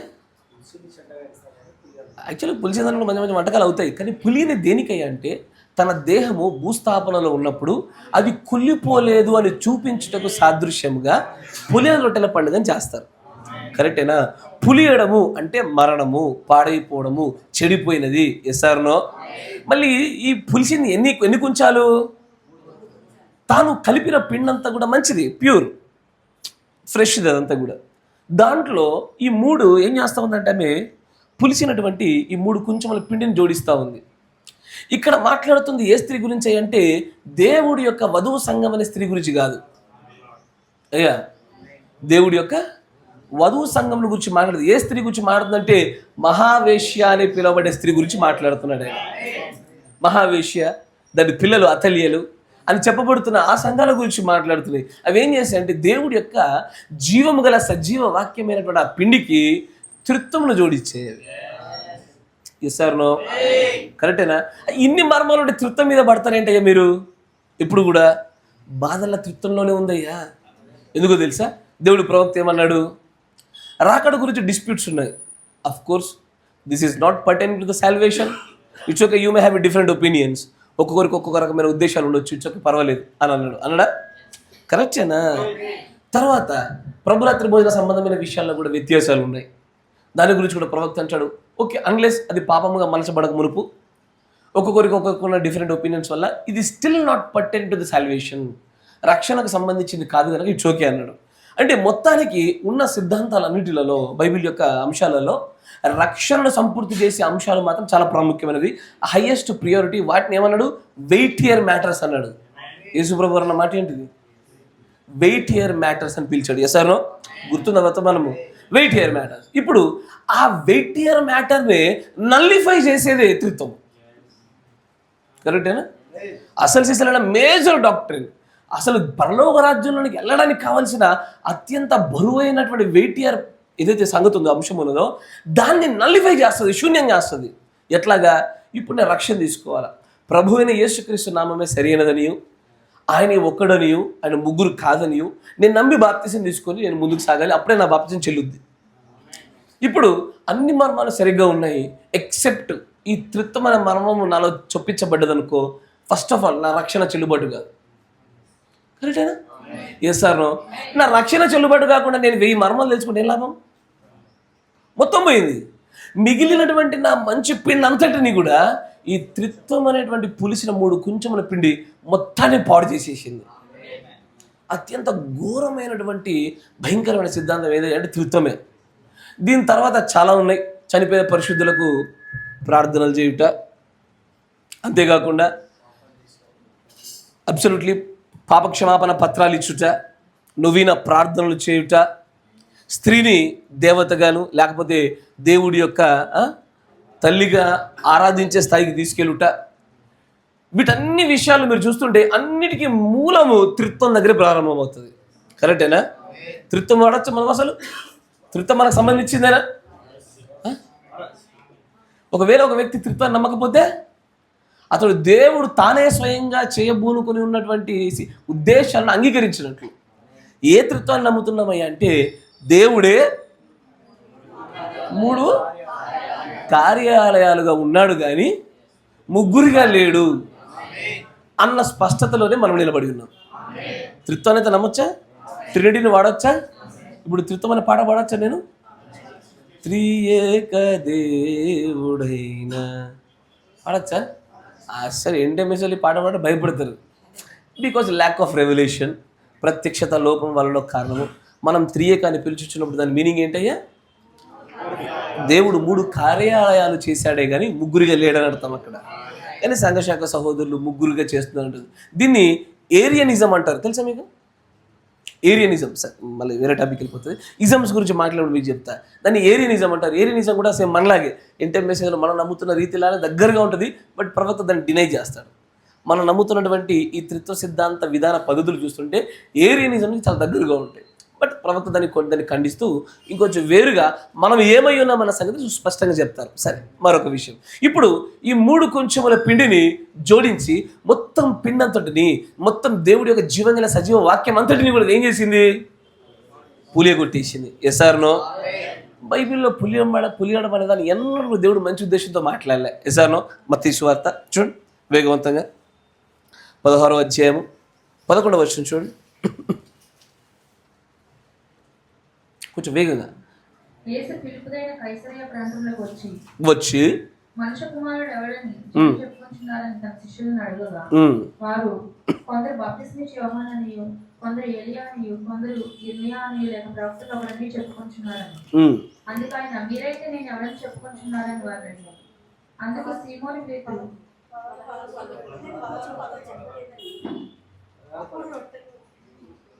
మా 16వ అధ్యాయము 11వ వచనం. నేను రొట్టెలను గూర్చి మీతో చెప్పలేదని మీరు ఎందుకు గ్రహింపరు? పరిసయ్యులు సద్దకాయలు అని వారు పులిసిన పిండిని గూర్చి జాగ్రత్త పడని చెప్పారు. ఇప్పుడు పులిసిన పిండిని గుర్చినట్టు పోలికలో యేసు ప్రభువారు శాస్త్రుల్ని పరిసయ్యుల్ని పులిసిన పిండిగా చెప్తున్నాడు. మీరు వాళ్ళతో కలిశారా? ఆ పులిసిన పిండిని మీరు బాగు చేసేదేం లేదు, అదే మిమ్మల్ని పులిపింపేటట్టు చేస్తుంది. Yes or no? పులిసిన పిండి ఎక్కడెక్కడ ఉంటుందో చెప్పండి అయ్యా. కొంత మట్టుకు కరెక్ట్. God bless you. పులిసిన పిండి ఎక్కడ ఉంటుంది చెప్పండి. ప్రత్యక్షత లేని వర్తమానాలు. ఓకే, ఇంకొంచెం స్పెసిఫిక్గా బైబిల్ ఉదాహరణ చెప్పొచ్చు కదా అన్న. అన్నీ మీరు ఆకాశం ఎగిరిపోయింది ప్రత్యక్షతల్లో. God bless you. పరిశీలి సద్దుకేలు, ఎందుకంటే వారు నమ్మినటువంటి సిద్ధాంతాలన్నీ కూడా దేవుడి వాక్యానికి విరుద్ధమైనటువంటి వక్రీకరించినవే. వారు ఎక్కడుంటారో వారు మారరు, కానీ వారు మార్చేస్తారు. కరెక్టేనా? మరో రీతిలో చెప్పాలంటే ఈ యొక్క పులిసిన పిండితో మంచి పిండి కలియడం అనేది ఎక్కడ జరుగుతుంది అంటే వివాహాల్లో జరుగుద్ది. ఏ సారు? వివాహాల్లో జరుగుద్ది. కరెక్టేనా? ఎక్కడెక్కడ జరిగింది? నెఫీలీలు పుట్టిన ప్రతి చోటు అదే. కరెక్టేనా? నెఫీలీలు అన్నటువంటి మంచి పులిసినటువంటి బేకరీలో కేకుల్లాగా ఉంటారు వాళ్ళు. కరెక్టేనా? Yes or no? నెఫీలీలు అందరూ అట్లాగే వస్తారు. ఏం జరుగుతుంది? అరే పులిసిన ముద్దలు ఎవరెవరయ్యా? స్త్రీలు. వివాహాలు జరిగిన దాంట్లో ఎగ్జాక్ట్లీ నరుల కుమార్తెలు, దేవుని కుమారులు అనేటువంటి మంచి పిండిలో ఈ నరుల కుమార్తెలు అనేటువంటి పులిసిన పిండి పెట్టగానే నెఫీలులు బయటకు వచ్చినారు. వారే ఆ కాలంలో శూరులు. విసారణం. తర్వాత ఆహాబు, యెజబెలు. God bless you. తర్వాత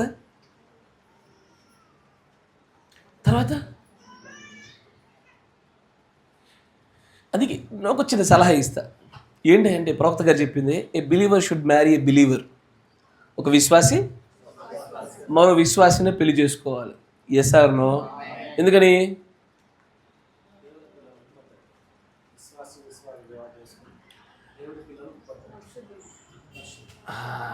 యాక్చువల్లీ దేవుడు మిమ్మల్ని గురించి ఎక్కువ ఇబ్బంది పడలేదు, కానీ తన పరిశుద్ధాత్మ గురించి ఇబ్బంది పడుతున్నాడు. Let me give you an example. పాత నిబంధనలో ఒక 5 సిస్టర్స్ ఉంటారు. 5 సిస్టర్స్ కూడా వారి తండ్రి చనిపోతాడు. చనిపోగానే వారు మోషే దగ్గరకు వచ్చి మోషేని అడుగుతారు, ఏమని? అయ్యా, మా తండ్రి చనిపోయినాడు, మరి మా నాన్నగారి పేరు మర్చిపోతారేమో, మాకు పంచించాల్సిన భూమి పంచియని అన్నారు. ఈ వచనం ఈరోజు చాలా ఫేమస్, ముఖ్యంగా ఆడపిల్లలకు కేసులు వేయడానికి. బైబిల్ చూపించి చూసిన మాకు కూడా ఆస్తిలో బాగా ఉందని చెప్పడానికి. ప్రాబ్లం ఏంటంటే వాళ్ళు అడిగింది ఆస్తి కాదు, భూమిని. రెండింటికి వ్యత్యాసం ఉంది. ఆస్తిలో భూమి ఒక భాగము. కరెక్టేనా? ఆస్తిలో భూమి ఒక భాగము. ఆస్తిలో ఏమేమి ఉంటాయి? స్థిరాస్తులు ఉంటాయి, చరాస్తులు ఉంటాయి. అంటే చర అంటే కదిలేవి, పశువులు, వాహనాలు కదా. స్థిరము భూములు కదా. ఈ చరలో బంగారాలు ఇవన్నీ కూడా కనబడుతూ ఉంటాయి. వాళ్ళు ఏది అడిగారు అంటే భూమిని అడిగారు. Because they don't want to forget his father's name. ఆ తండ్రి పేరు అలా ఉండాలని కోరుకుంటున్నారు. మోషే తర్వాత యెహోషువ కాలంలో భూమిని పంచిచ్చే సమయాల్లో ఖచ్చితంగా తన తండ్రి పేరు మీద కొంత భూమి రావాలి. దీని గురించి వాళ్ళ 5 వచ్చి నిజంగానే మోషే దగ్గర బాగా తాపత్రయపుతో బాగా అడిగారు. గట్టిగా అడిగేసరికి, బాధతో అడిగేసరికి మోషే ఏం చేశాడు? వెయిట్ చేయడమా, నేను ప్రార్థన చేసుకొని చెప్తాను అన్నాడు. వెళ్ళాడు గురాలంలోకి, ప్రార్థన చేసుకున్నాడు. దేవుడి యొద్ద నుంచి ఒక అన్ఎక్స్పెక్టెడ్, ఆశ్చర్యకరమైనటువంటి సమాధానం వచ్చింది. ఏంటది? ఇచ్చేసే వాళ్ళకి భూమి ఇచ్చేసేయండి అన్నాడు. అసలు అప్పటి వరకు అక్కడ ఇజ్రాయేలీలలో స్త్రీల మీద భూమి లేదు. అసలు అన్ని సంవత్సరాలలో భూమి లేని చోట భూమి ఇవ్వడం అనేటువంటిది మొత్తం షాకింగ్ అన్నట్టు. ఎట్లుందంటే ఇది ఇదంది డిమానిటైజేషన్ చేస్తే న్యూస్ పొక్కినట్టు మొత్తం 20 లక్షల కాలుబలంలోకి న్యూస్ అంతా వెళ్ళిపోయింది. ఆడవాళ్ళకి ఆస్తిగా ఆడవాళ్ళకి భూమి. కానీ ఎందుకు ఇంత ప్రాధాన్యపడి దాని పడ్డారు? కానీ ఆ తర్వాత పెద్దలు ఉన్నారు, ఇజ్రాయేల్ పెద్దలు వచ్చి అంటారు, అయ్యా మరి 5 కుమార్తెలు మీరు భూమి ఇస్తే వీళ్ళు 5 కుమార్తెలు వీరు స్వతంత్రులు. రేపటి దినాన్న వేరే వర్గం అంటే వేరే వాడి ట్రైబ్, తెలుగులో అది గోత్రమా? వేరే గోత్రం వాళ్ళని పెళ్లి చేసుకుంటే మా గోత్రంకి సంబంధించిన భూమి తగ్గుద్దిగా. ఇప్పుడు ప్రతి గోత్రానికి 50 ఎకరాలు ఇచ్చినారు. ఈ గోత్రంలో ఉన్నటువంటి 5 స్త్రీలు పోయి 5 ఎకరాలకు భూమికి అధికారులు అనుకోండి, వీళ్ళు వెళ్ళి వేరే గోత్రంలో పెళ్లి చేసుకుంటే ఇప్పుడు ఈ గోత్రం వాళ్ళకి 45 ఉంటాయి. వీళ్ళు వచ్చి అంటారు, అయ్యా మా గోత్రం యొక్క టోటల్ కంపౌండ్గా ఉన్నటువంటి మా భూమి తగ్గిపోద్దిగా. అంతేకాకుండా ఇంకో ప్రాబ్లం ఉంది ఇక్కడ. వీరు కనుక ఎవరైనా అన్యజనులను పెళ్లి చేసుకుంటే మా పరిస్థితి ఏంది? ఈ భూమి అన్నజనుల పేరు అయిపోతుంది కదా. అప్పుడు ఒక పెద్ద రూల్ పెట్టారు. ఏంటో తెలుసా? ఈ అమ్మాయి 5 రండి, భూమి మీదే, కాకపోతే షరతు, మీరు మీ గోత్రంలో వాళ్ళని పెళ్లి చేసుకోవాలి, బయట వాళ్ళని ఎవరు చేసుకోకూడదు. ఎందుకు చేసుకోకూడదు? The ones you marry out cider, ఈ భూమి మీద ఏ భూమి కొరకైతే ప్రాణాలు వెచ్చిస్తున్నారో, ఏ భూమి కొరకైతే అరణ్య మార్గ ప్రయాణాలు చేశారో, ఏ భూమిని గురించి అయితే సమస్తం అంతా వెచ్చిస్తున్నారో, ఆ భూమిని వేరొకటి సొత్తు చేయడానికి ఎంత మాత్రం లేదు. కరెక్టేనా? Yes or no? కరెక్టేనా? ఇప్పుడు చెప్తాను. అసలు ఆ భూమి పాత నిబంధనలో ఒక భూమిగా మాట్లాడాడు, బట్ అదే భూమి ఈ కొత్త నిబంధనలో మనకు ద నిజస్వరూపము పరిశుద్ధాత్మ బాప్తిస్మము. Yes or no? ఇప్పుడు నువ్వు దేవుడు కుమార్తెవి, నీకు మెండుగా పరిశుద్ధాత్మని ఇచ్చినాడు, భూమిని ఇచ్చినాడు. Yes or no? అసలు అర్థం ఏందమ్మా ఈ కాలంలో? అంతే కదా. పాత నిబంధనలో కానాను భూమి దేని సాదృశ్యం? ఈ రోజున పరిశుద్ధాత్మ సాదృశ్యం, పరలోకానికి సాదృశ్యం. అంతేనా? దాని అర్థం అది. అంతేగాని ఈ రోజున ఆస్తి పంపకాల దగ్గరికి వచ్చి ఈ లేఖనం చూపించకండి నాకు అంటే, ఇవి కూడా చూపించడం లేకపోలే. పాస్టర్ గారు 5 ఇచ్చిరలేదు, మాకు కూడా ఇప్పాడు అన్నారు. నేనేం చేసిన? యేసు ప్రభు చూపించి ఇంకో లేఖనం చూపించిన, మీ మధ్య ఆస్తి పంచి పెట్టడానికి నన్ను కూడా అధికారం ఇచ్చిండ్రా అని చెప్పి నేను చూపించిన, లైక్ తీసుకున్నది. అట్లా ఇప్పుడు ఈ రోజున పరిశుద్ధాత్మ బాప్తిజం ఇప్పుడు నీకు మెండుగా ఇచ్చిండ్రా తల్లి, నువ్వు అవుట్ సైడర్ని పెళ్లి చేసుకున్నావు. ఇప్పుడు ఏం చేయాలా? పరిశుద్ధులకు పుట్టే పిల్లలు పరిశుద్ధులు. Yes sir no? నువ్వు పరిశుద్ధాత్మ చేత నింపబడి, నీ భాగస్వామి పరిశుద్ధాత్మ చేత నింపబడి, మీ ఇద్దరికి పుట్టేవాళ్ళు ఆటోమేటిక్గా పరిశుద్ధులే పుడతారు. పరిశుద్ధాత్మను పొందుకోవడానికి అనుకూలమైనటువంటి వెసల్స్, పాత్రలే పుట్టాలా. బట్ ద ప్రాబ్లం ఏంటంటే మళ్ళీ సేమ్ పర్వర్షన్, మళ్ళీ అదే వక్రీకరణ, మళ్ళీ అదే పులిసినటువంటి ముద్ద మళ్ళీ వచ్చి చేరింది. ఏముంటుంది? నేను మార్చుకుంటా బ్రదర్, అస్సలు డైలాగ్ కొట్టకూడదు. నువ్వు పులిసిపోతావు తప్ప పులిసిన ముద్దు నువ్వేం చేయలేవు. నా మాట వింటున్నారా? ఏవో కొన్ని 1000, 2000, ఒకటి ఏదో సక్సెస్ అయింది, దాన్ని చూసి నువ్వు ఇన్స్పైర్ అవ్వబాక. ఏదో కొన్ని అవుతున్నాయి. ఏందది? దేవుడు ఏం చేశాడంటే ఈ మంచి ముద్దను, ఈ పులిసిన ముద్ద పెట్టగానే పులియక మునిపే మొత్తం వెంటనే రొట్టెలు చేసిండు. వింటున్నారా? పూర్తిగా పులియక మునిపే మిమ్మల్ని రొట్టెలు చేసిండు కాబట్టి మీరు సంఘాల శాఖల నుంచి చేసుకున్నా మీరు బాగుండగలిగినారు. అది దేవుడు మీ పైన చూపిన కృప. ఎవ్రీ టైం సక్సెస్ కాదు. ద మెజారిటీ ఫెయిల్యూర్ రేట్స్ అని అక్కడే ఉంటాయి. మేము తెచ్చుకున్నాం కాబట్టి మాకు బాగానే ఉంది కదా, నిన్ను చూసి నక్కవాతలు పెట్టుకుంటా, జాగ్రత్త. Yes sir no? అలా చెప్పాల్సింది ఒకటి. ఏంటది? బాబు చావు తప్పి మా కన్ను రొట్టవేయింది, మేము పూర్తిగా పులియక మునిపే మమ్మల్ని రొట్టె చేసి పులిసింది మొత్తం కలిపి రొట్టెగా చేసి మరిచేసాడు ఆయన. సో దాట్ ఎడుబులు అయ్యాము, మేము తిరగలడానికి యోగ్యత కలివారం అయ్యాము. మమ్మల్ని చూసి నువ్వు ఇంత మాత్రం ఉదాహరణ తెచ్చుకోబడతారని చెప్పగలగాల. Yes sir no? అందుకే ప్రవక్త ఏంటంటే believer should marry a believer. ఎందుకంటే దేవుడు తన పరిశుద్ధాత్మను, ముద్రను మృగం యొక్క బీజం కలిగినటువంటి వ్యక్తుల్లోకి పోవడానికి ఎంత మాత్రం ఇష్టపడాడు ఆయన. ఎందుకంటే సూట్ అవ్వదు అది, దాని జన్యువుల యొక్క క్రమం వేరు కదా. అక్కడికి పంపడానికి ఇష్టపడ్డా ఆయన. తన ప్రజలలోనే తన ఆత్మ సంచరిస్తూ ఉండాలి. కరెక్టేనా? వారి మధ్యలోనే అది సంచరిస్తూ ఉండాలి తప్ప ఎంత మాత్రం కూడా వేరే వ్యక్తుల ప్రజలకు అది వెళ్ళకూడదు. భూమిని వెళ్ళడానికి ఎంత మాత్రం ఎలాగ ఇష్టపడలేదో అందుకే మీరు చూడండి, ఇజ్రాయిల్లో భూమి శాశ్వత విక్రయానికి అన్నాడు ఒప్పుకోలేదు దేవుడు. కరెక్టేనా? పెట్టు కాసేపు తాకట్టు, కానీ మళ్ళీ దానికంటూ 7వ సంవత్సరంలో సమీప బంధువుడు వస్తే విడుదల పొందుకోవాలి. శాశ్వత విక్రయాలు ఉండవు. తాత్కాలికమైనటువంటి నీళ్ళ మీద నూనెలాగా అంటేనట్టు ఉండి ఉండనట్టు కలిసినట్టుగా బ్రతకడమే కానీ శాశ్వతమైనవి ఉండవు. అందుకే పౌలు గారు ఏమంటారు? నాయనా అవిశ్వాసి అయిన భర్తను చేసుకున్నావా, ఇక విడుదల కొరకు ఉండు, అక్కడ ఉండు. నువ్వు నీళ్ళు, ఆమె నూనె ఉండనట్ల, ఆమె తేలి ఆడుతూ ఉంటుంది, నువ్వు మోపుతూ ఉండు, విడుదల కొరకు బాగా అన్నాడు ఆయన. అంటాడా? Yes or no? పౌలు గారి మాట అన్నింటి చూసి మాట చెప్తాను. ఎందుకంటే పరిశుద్ధాత్ముడు తన ఆత్మను అందరిలోనికి పంపడానికి ఇష్టపడతలే, అందరిలోనికి పంపడు. ఖచ్చితంగా స్పెసిఫిక్ విజువల్స్ ఉన్నాయి, కొన్ని ప్రత్యేకమైన పాత్రలు ఉన్నాయి, వాటిలోనికి మాత్రమే ఆత్మను పంపడానికి ఇష్టపడతాడు. ఇప్పుడు నువ్వు గనక దేవుడి చిత్తం తెలుసుకోకుండా ఏదో ఒకట్లే వయసు అయిపోయిందనో, లేకపోతే సంబంధం బాగుందనో, అమ్మాయి అబ్బాయి అందంగా ఉన్నారనో, లేకపోతే కుటుంబం పెద్దదనో, ఇంకేం కారణాలు ఉంటాయి పెళ్ళిళ్ళకి? ఆస్తులు ఉన్నాయనో. ఏం ఆస్తులయ్యా, పనికి మళ్ళీ ఆస్తులు. నా కళ్ళ ముందు నేను కొన్ని 100 మందిని చూసిన, ఓడలు బండ్లేని బండ్లు ఓడలేని. ఒకప్పుడు ఇట్లా ఇసిరేసిన వాళ్ళు కొద్దిగా చెప్పుకోకూడదు కానీ అట్లా అయిపోయినారు. ఒకప్పుడు మరీ పిసినారులు ఉన్న వాళ్ళు ఈ రోజున బాగా సంపాదిస్తున్నారు. డబ్బు ఏదైనా మార్చగలుగుతుంది, ఎట్లన్నా మారిపోద్ది అయ్యా, దాని మీద ఆధారపడకూడదు. ఇలాంటి కారణాలను బట్టి పిల్లలు రేపు అడుగులు వేసారనుకో, సరే నువ్వు పెళ్ళైతే చేసుకున్నావు, అయితే అయిపోయింది, నువ్వు వచ్చి నాకు ఈ అమ్మాయిని చేయాలంటే పాస్టర్ చేస్తాడు, నా ఇష్టం అంటే తప్పేముంది. కాకపోతే పరిశుద్ధాత్మ సంగతి ఏంటి? అది ఇరువురిలో పనిచేస్తుందా? ఒకరిలో పనిచేసి మరొకరిలో పని చేయకపోతే అది ఎక్కడ ఎలా ఉంటుంది? సమ్మతింపకుండా ఇద్దరు కూడి నడవలేరే, ఎలా సాగుద్ది? భర్త ఏమో చర్చికి వెళ్తా అంటాడు, భార్య ఏమో రానంటది. నీ పిల్లల సంగతి ఏమనాలా? ఇబ్బంది కలిగిందా అమ్మ పక్షాన్ని వెళ్తున్నాడు, ఇబ్బంది కలగలేదా డాడీ పక్షాన్ని ఉంటున్నాడు. ఇంతకు వీడు ఏమవుతాడో వాడికి తెలియదు. Yes or no? అందుకే గట్టిగా ప్రార్థన చేయండి. దేని విషయమై? ఎవరు అసలు అందరూ మాట్లాడారు, అట్లాగే ఉంటుంది. మీ సిగ్గు పర్వాలేదు, కానీ జాగ్రత్త. ఎప్పుడు కూడా పరిశుద్ధాత్ముడు మీలో నింపుదల ఎలా ఉన్నదో నీ భాగస్వామ్యంలో నింపుదల అలాగే ఉండి తీరాలా. ఎందుకంటే ఆ భూమి పరిశుద్ధాత్మ బాప్తిస్మము. మీరు ఒక మాట వినే ఉండొచ్చు, ఏమని? పరలోక రాజ్య ప్రవేశంలో భార్యాభర్తలకు ఒక ప్రత్యేకమైన అవకాశాలు ఉంటాయి. Yes or no? ఒక చోట మంచం ఇద్దరు పడుకుంటారు, ఒకరు ఎత్తబడతారు, ఒక విడవబడతారు. Obviously they are husband and wife మంచం మీద పడుకుంటున్నారంటే భార్య భర్తలు మాత్రమే అలా ఉంటారు కాబట్టి దాంట్లో ఒకరు ఎత్తబడతారు, ఒకరు విడవబడతారు. కరెక్టేనా? బట్ ద సేమ్ టైం ఖచ్చితంగా సమ్ పోర్షన్, నాట్ ఎగ్జాక్ట్లీ అంతా 100% చెప్పడానికి వీలేదు, కానీ కొంత పోర్షన్లో మాత్రము భర్తతో పాటు భార్య కూడా ఎత్తబడాల్సిందే. Yes or no? ఖచ్చితమేనా? సాదృశ్యాలు చెప్పండి. ఆమె బాగానే చెప్పినారు. Exactly. God bless you.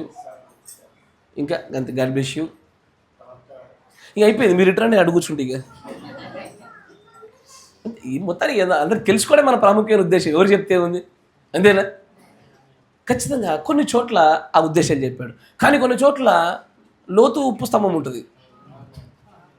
Yes sir no? ఉప్పు స్తంభం విడవడాల్సిందే, లోతు ఒక్కడే దాక్కుని బయటకు రావాల్సింది శ్రమల గుండా. Yes sir no? ఇట్లా భార్యాభర్తల బంధంలో కూడా పరలోక రాజ్య ప్రవేశంలో కొన్ని అంశాలు చాలా ప్రాముఖ్యమైనది. ఒకటి పేరు. అవునా? పేరుకుందా? నువ్వు నీ పిల్లలకు పెట్టే పేరు, మీరు పిలుచుకునే పేర్లు ఏంటది? కొన్ని ముద్దు పేర్లు ఉంటాయి. ఏంటది? రిక్కీ, రికెట, ప్రవక్త గారు చెప్పిన పేర్లు.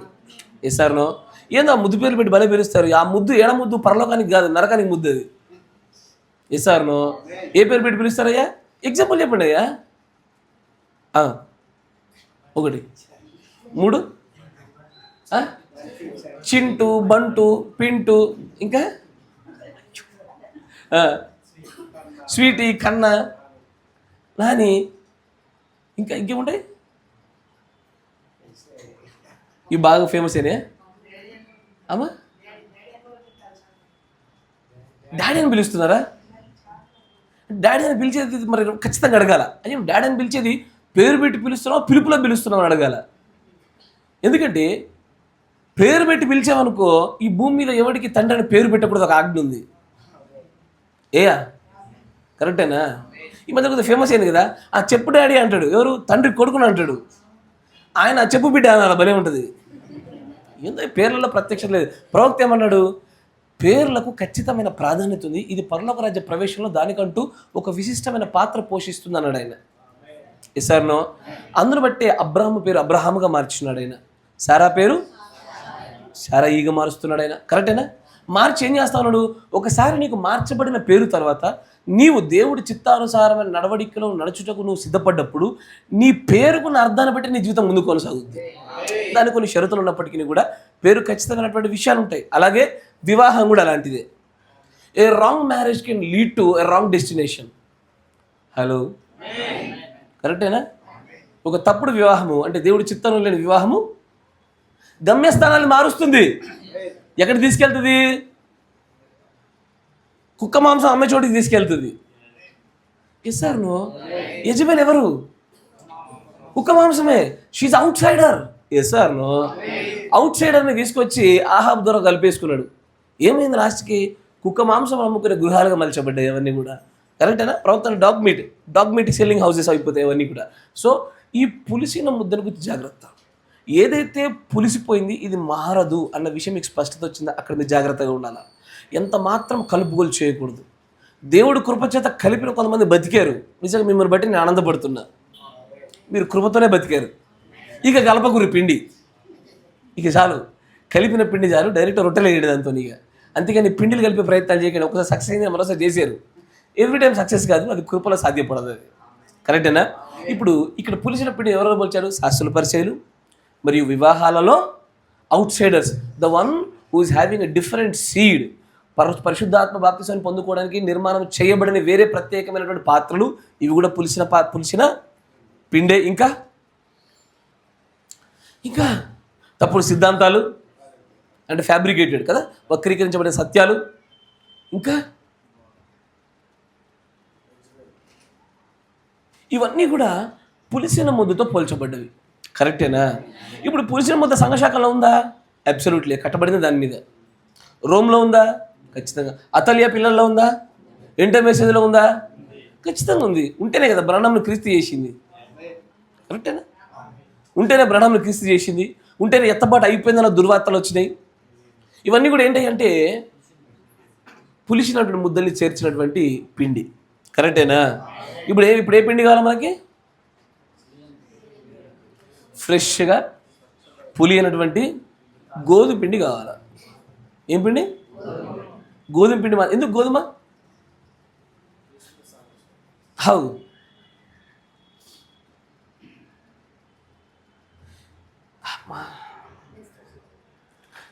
మహోన్నత కళాఖండ మొత్తం చదివిరా? ద మాస్టర్ పీస్ చదవలే? మాస్టర్ పీస్లోనే మొత్తం గోధుమల గురించి మాట్లాడతాడు. 5 రకాల ఉదాహరణలు ఇతను చెప్పి ఆల్రెడీ వర్తమానం. నేను చెప్పను, ఇక నేను ముందుకు రండి. ఇక 1 కొరింథీ. నేను అన్ని వేరే సైడ్లోకి వెళ్ళిపోతుంది నా పనంతా మీ క్వశ్చన్ మార్క్ ఫేస్ చూసి. 1 కొరింథీ 5వ అధ్యాయం 1వ వచనం నుంచి చదవండి.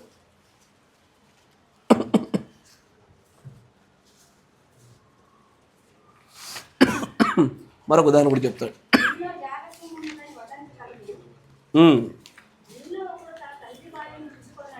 ఎస్, అన్యజనుల్లో నేను జరగదు.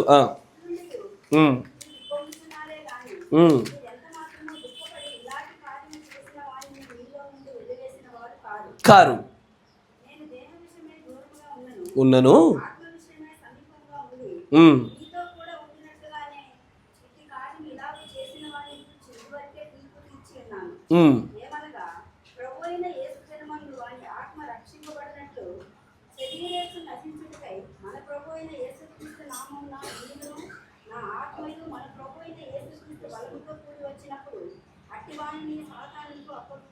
అప్పగించవలను. మీరు అతిశయపడుట మంచిది కాదు. పులిసిన పిండి కొంచెమెనడు, ముద్దంతయు పులియజేయునని మీరు ఎరుగరా? మీరు పులిపిండి లేనివారు గనుక కొత్త ముద్ద అవుటకై ఆ పాతదైన పులిపిండిని తీసి పారవేయుడి. ఇంతేకాక క్రీస్తు అను మన పస్కా పశువు వధింపబడిను గనుక పాతదైన పులిపిండితోనైనను దుర్మార్గతయు దుష్టత్వములను పులిపిండితోనైనను కాకుండా నిష్కాపట్యమును సత్యమును నన్ను పులియని రొట్టెతో పండుగ ఆచరింతము అంటాడు ఆయన.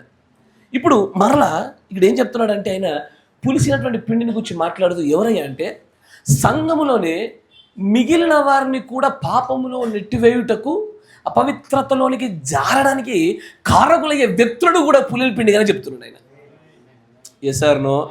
ఇప్పుడు తల్లి వరుసగా ఉండేటువంటి ఒక బంధంలో ఒక తప్పుడు ఉద్దేశాన్ని కలిగిన వ్యక్తి, ఈ వ్యక్తిని పౌలు గారు అంటారు, మీరు అతన్ని బట్టి ఎలా ఉప్పొగుతున్నారు?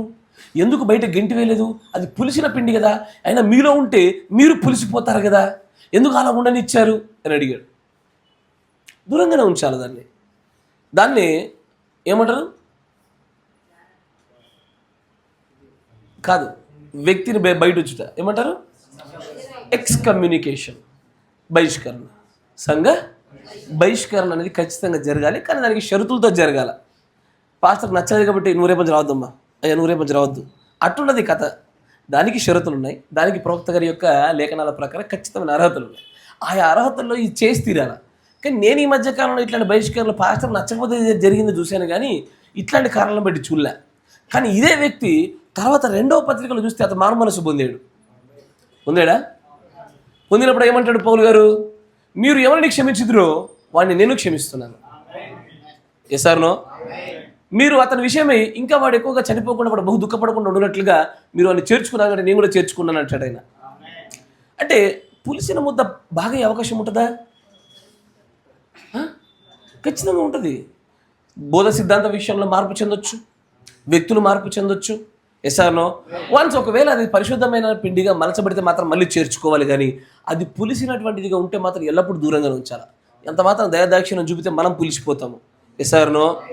ఇది ఎక్కడెక్కడ చూపుచున్నాడు అంటే ధర్మ విరోధున్న ప్రతి చోట, అది రోమ్లోనైనా సరే, అతలియా అంటే సంఘశాఖలోనైనా సరే, చివరికి వర్తమాన సంఘములోనైనా సరే, అది సిద్ధాంత రూపకమైనా సరే, వ్యక్తుల రూపంలోనైనా సరే, పులిసిన ప్రతిదాన్ని దూరం పెట్టక తప్పదు. Yes or no? ఇప్పుడు నీ కొడుకు ఇబ్బంది పెట్టాడు, నీ కొడుకు పులిసిపోయాడు, నేను పక్కన పెట్టాల్సిందే. నా కొడుకు పులిసిపోయాడు, పక్కన పెట్టాల్సిందే. వింటున్నారా? Yes or no? బాధ ఏంటంటే పాస్టర్ల కొడుకులు పులిసిపోతుంటే ఈ 3 కుంచెంల పిండి కోసం 10 కుంచాల పిండిని బయటపెడుతున్నారు. నీకు అర్థం కాలేదనుకుంటా. ఈ 3 కుంచెంల పిండి సరిగ్గా ఉంది, నువ్వే పాడని చెప్పి నిన్ను బయటపడేస్తున్నారు. ఇది జరుగుతున్న సందర్భం ఇక్కడ. కానీ ఇక్కడ ఏం లేఖన ప్రకారంగా పులిసిన దాన్ని తాత్కాలికంగా బయట ఉంచి మారు మనసు పొందుకోవడానికి అవకాశం ఇచ్చి మారు మనసు పొందుకొని సరైన పిండిగా మలచబడిన తర్వాత మళ్ళీ సంఘంలోనికి చేర్చబడాలి. Yes or no? ఇలాగ జరగకపోతే ఖచ్చితంగా చేయాలి. కానీ సంఘ బహిష్కరణ అనేటువంటి సంఘంలో లేదు ఈ రోజున. ఇది జరగాలి అంటున్నారు. అదే ఈ లేఖనం చెప్పేది. ఈ పరలోక రాజ్యం మర్మం చెప్పే విషయం అదే. కరెక్టేనా? Yes or no? అయ్యా మరి గురువు మొత్తం తీసేది కదా. గురువును తీయము, వేళ్ళు పీకము, కానీ కాండాలు కట్ చేస్తాం. అయ్యా వింటున్నారా? గురువు మొత్తాన్ని పీకేమనుకో వేళ్లతో పాటు పక్కన ఉన్నటువంటి గోధుమను కూడా అది బలహీనపరుస్తూ ఉంటుంది. అట్లా జరగకుండా ఉండడానికి ఏం చేయాలి? కాండాలు కట్ చేసుకుంటూ వెళ్ళిపోవాలి. ఇది మళ్ళా చిగురిచ్చి ఇది ఎదిగే లోపల ఆల్రెడీ ఈ గోధుమ ఫలాలు ఇచ్చేస్తుంది, ఎండిపోతుంది. కరెక్టేనా? అలాగున ఈ నియమం ప్రకారం, ఈ పరలోక రాజ్యం మర్మం ప్రకారం ఏం చేయాలంటే దేన్నైనా పక్కన పెట్టగలగాల. Yes or no? ఒక ప్రవక్తున్నాడు పాపం, ఆయనకు ఒక రాజు అంటే బాగా ఇష్టము. దేవుడేమో ఆ రాజును పక్కన పెట్టాడు. ఈ ప్రవక్త కన్నీరు మున్నీరు ఏడుస్తున్నాడు. ఎవరైనా? సమూయేలు ప్రవక్త. సౌలు అనే రాజు అంటే చాలా ఇష్టం ఆయనకి. దేవుడు సౌలును దూరం పెట్టిన వెంటనే బహుగా ఘోరంగా రోధించినాడు. దేవుడు ఇంకెంతకాలం రోధిస్తావు నువ్వు, లేచి దావీదు వైపున అభిషేకం గురించి ముందు గడిపిస్తూ ఉంటాడు ఆయన. ఎంత వ్యక్తులైనా సరే పులిసిందా పక్కన పెట్టాల్సిందే. యోబుడు అదే అంటాడు, ఏమని? మూర్ఖురాలా, నువ్వు పులిసిపోయినావు, పక్కన జరగన్నాడు ఆయన. అర్థమైందా మీకు? Yes or no? యాక్చువల్లీ ఒళ్ళంతా పులిసిపోయింది ఈయనకి, కానీ ఆత్మలో పులిసిపోయింది మాత్రం దొర. సరే ఎవరు ఆ మాట అనకూడదని నేను అనలేదు. ఇక అమ్మగారు పులిసిపోయినారు కాబట్టి అమ్మ నువ్వు పులిసిపోయి పక్కకు అన్నాడు. చేర్చుకోలే. ఎందుకంటే ఇది అంతే. ఇప్పుడు మంచిగా గమనించండి, నేను వచ్చింది మీ మధ్యలో సమాధానం పంపడానికి కాదు, ఖడ్గములు పెట్టడానికి వచ్చాను అన్నాడు ఆయన. కరెక్టేనా? ఏంది ఖడ్గము? ఖచ్చితంగా నా నిమిత్తము ఒకడు తన తల్లిదండ్రులను, అన్నదమ్ములను, అక్క చెల్లెలను, భార్య పిల్లలను, చివరికి తన ప్రాణమును సహా ద్వేషించకపోతే, ఎందుకు ద్వేషించాలా? వచ్చింది ప్రేమస్వరూపుడు ప్రేమించమని చెప్పడానికి కదా. ప్రాబ్లం ఎందుకు ద్వేషించాలి అంటే నీ వారన్న ప్రేమ, స్టోర్గే ప్రేమలో నుంచి పులిసిందని తెలియగానే ఏం చేయాలి? బాగుపడడం కొరకు దానికి చేయవలసిన ట్రీట్మెంట్ చేయాలి. కరెక్టేనా? అట్లా చేయకుండా అట్లాగే కలుపుకొని మేము ముందుకు సాగుతామని చెప్పామనుకో మొత్తం కుటుంబం అంతా పులిసిపోద్ది. నాకు పాత్రుడవు కాదు, నాకు శిష్యుడవు కాదు. అందుకే తన ప్రాణంను సహా ద్వేషించాల్సిందే.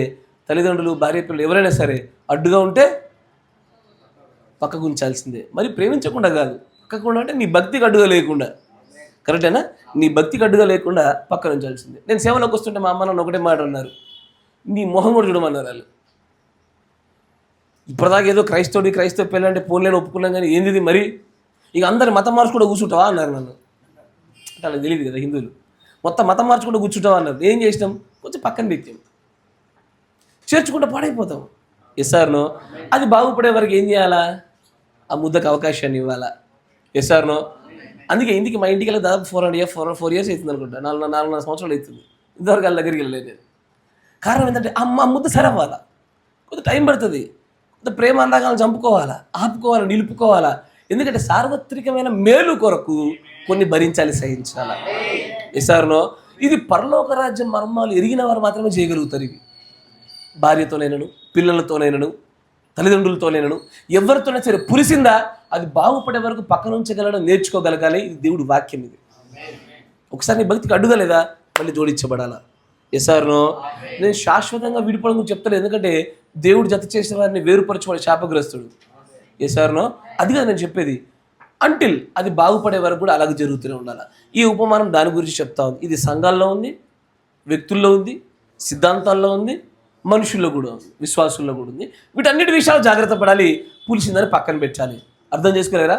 ఎప్పుడైనా పెట్టారా మీరు అట్లా? సంఘాన్ని పెట్టారు మీరు, పెడితే నేడు ఉన్నారు. నెక్స్ట్ ఇంకా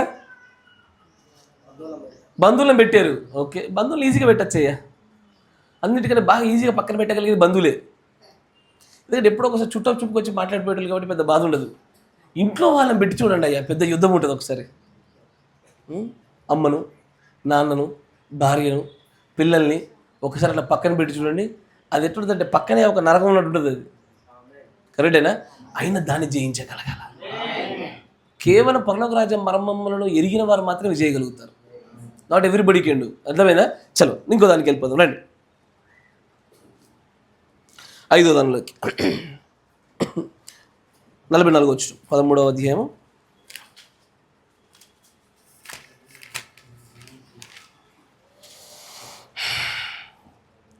పరలోక రాజ్యము పొలములో దాన్ని కనుగొని దాచిపెట్టి దొరికిన సంతోషంతో వెళ్ళి తనకు కలిగినదంతా అమ్మి ఆ పొలంను కొనను. మరి పరలోక రాజ్యము అంతే అదంతే. ఇక ఒక లైన్లో మర్మం చెప్పాడు ఆయన. కరెక్టేనా? ఏందంటాడు? ఇంగ్లీష్ చూస్తే again the kingdom of heaven is like unto treasure hid in a field. పొలంలో దాచి ఉంచిన సంపద. ట్రెజర్ అంటే అదే కదా. ట్రెజర్ అంటే దానికి సరైన పదం ఏంటయ్యా? సంపద కూడా కాదు, నిధి. God bless you. చిన్నప్పుడు బాగా సినిమాలు చూసినట్టున్నావు, అట్టడానికి తెలిసి ఇవన్నీ కూడా కరెక్టే కదా. ట్రెజర్ హంటింగ్ అని ఒకటి ఉంటుంది. నిధి గుప్త నిధుల్ని వెతుకుతా అన్నట్టు. ట్రెజర్ ఏదో దాచిపెట్టబడినటువంటి నిధి ఉంది, ఏదో అది ఎవరో దాచిపెట్టారు. అది మనది కాదు యాక్చువల్గా, కానీ ఎవరికి దొరికితే అలాది అది. కానీ దాన్ని పంచుకోవడానికి ఎందుకు మనిషికి ఎందుకు అయితే లేదు అది? ఈ మనిషికి ఇప్పుడు ఏమ్మా నీకేదన్నా 10 కోట్లు దొరికితే పంచుకుంటావు, నీ దగ్గర ఉంచుకుంటావా?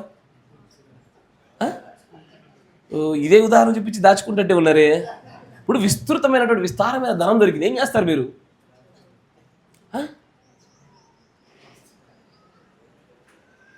ఇప్పుడు నా ముందన్న కనీసం పంచుతానండి అయ్యా, కానీ ఇక్కడ ఉన్న వ్యక్తి పంచుకోవడానికి ఇష్టపడతలేడు. ఇప్పుడు దాచిపెట్టాడా లేదా? కనుగొన్నాక ఏం చేశాడు? దాచిపెట్టాడు. ఎందుకని? దాచకపోతే ఎవడో ఒకటి తీసుకెళ్ళిపోతాడు. కరెక్టేనా? ఇది దాచుకోవాలి, పంచేది కాదు ఇది. ఏంటది? అయ్యా ఆయన వచ్చేసాడు, మా దగ్గర తైలం సరిపోవట్లేదు, వీ వాంట్ మోర్ ఆయిల్. కొనుక్కున్న దగ్గరికి వెళ్ళు, మేము ఇయ్యము, we don't want to share. అదే కదా భూమి మీద ఉన్నప్పుడు అన్నీ పంచుకుంటే కదా నాతోని. ఇది పంచుకునేది కాదు. This is something to be earned, not to be shared. కరెక్టేనా? ఇది సంపాదించాల్సింది కానీ పంచుకునేది కాదు ఇది. Yes sir no? ఏ సంపద గురించి మాట్లాడుతున్నాడు ఆయన? 1 కొరింథీ పత్రిక చూడు, 2 కొరింథీ 4వ అధ్యాయం.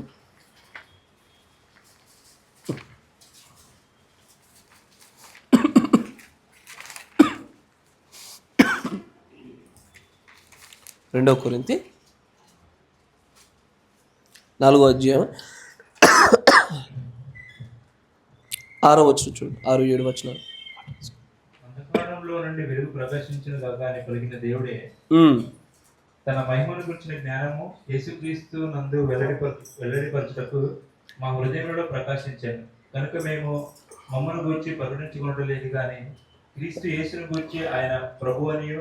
7వ వచనం చూద్దాం. అయినను ఆ బలాధిక్యము మా మూలమైనది కాక దేవునిదే ఉండినట్లు మంటి ఘటములలో ఈ ఐశ్వర్యము మాకు కలదు. ఒకసారి మీరు ఇంగ్లీష్ చూసారు. But we have this treasure in earthen vessels, that the excellency of power may be of God and not of us.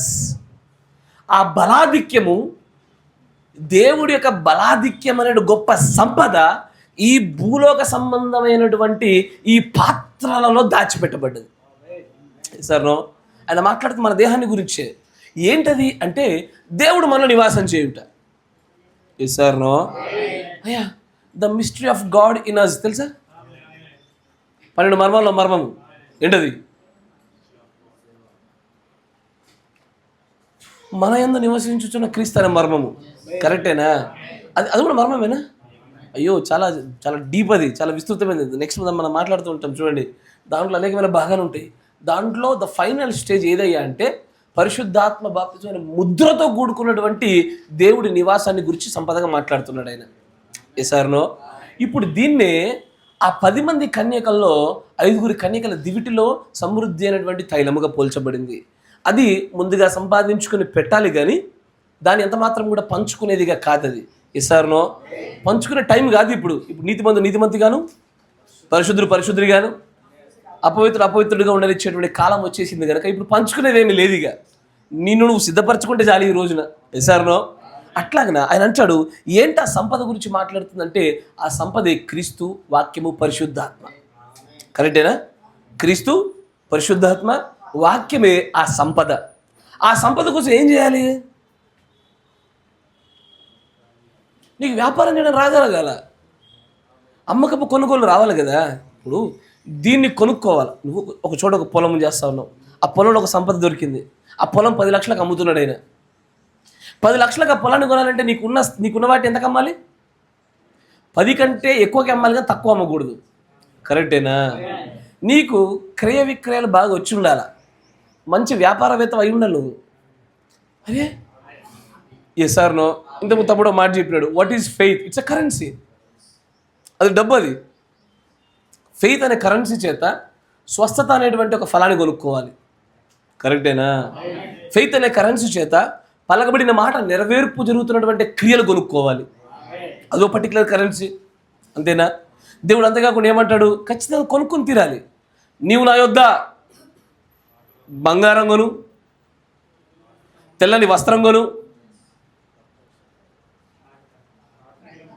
తైలము. మళ్ళీ మీరు కాటు కంటే నేను అరగంట గంట అరిసి వేస్ట్ అయ్యేది. అయ్యా, కాటుకనా తైలమా?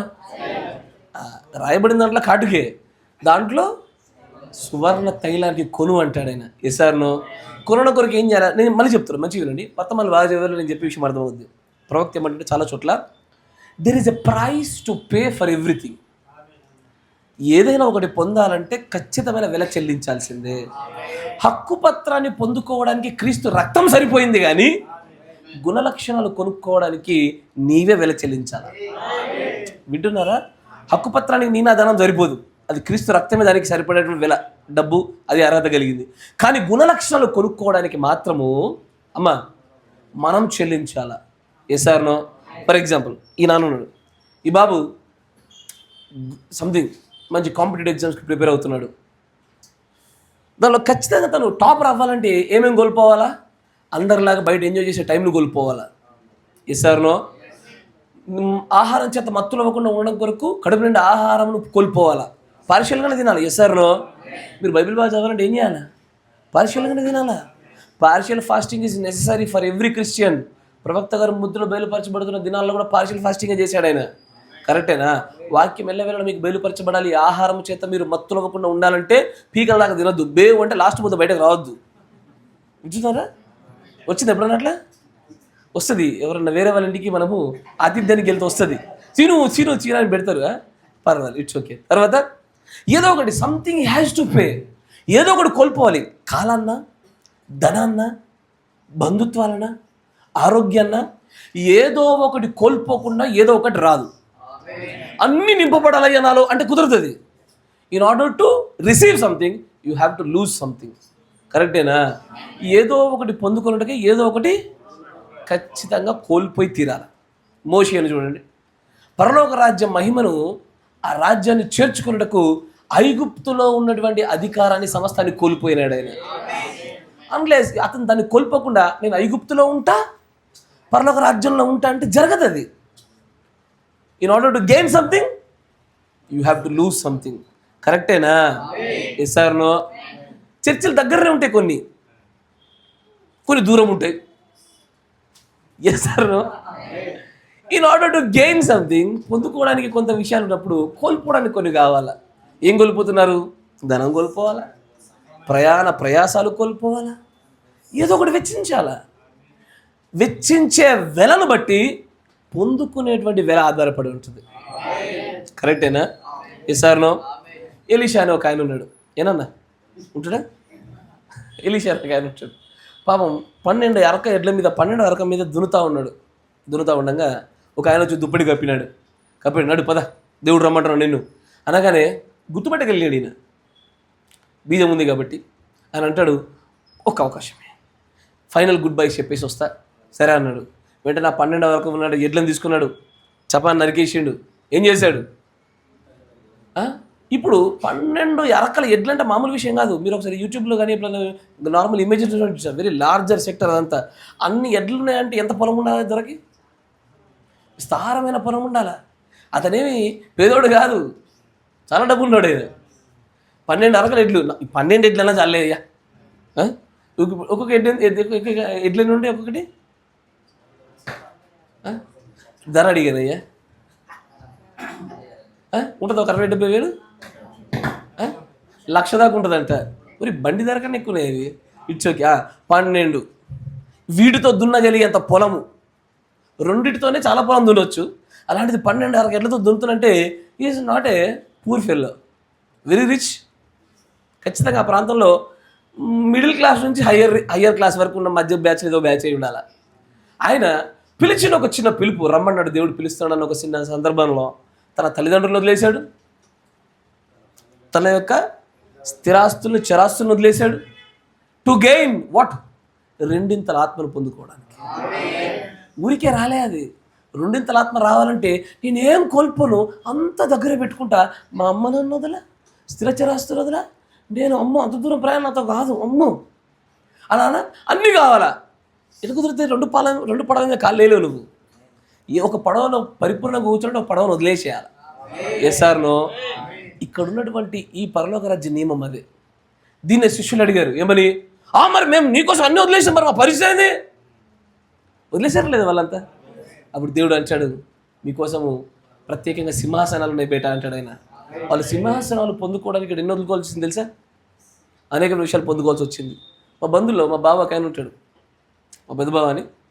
కొంత కమ్యూనిస్ట్ భావాలు కలిగినాడు. అటు పూర్తిగా దేవుళ్ళు ఉన్నాడు, కమ్యూనిస్ట్లో ఉన్నాడు, చాలా మంచి వ్యక్తి.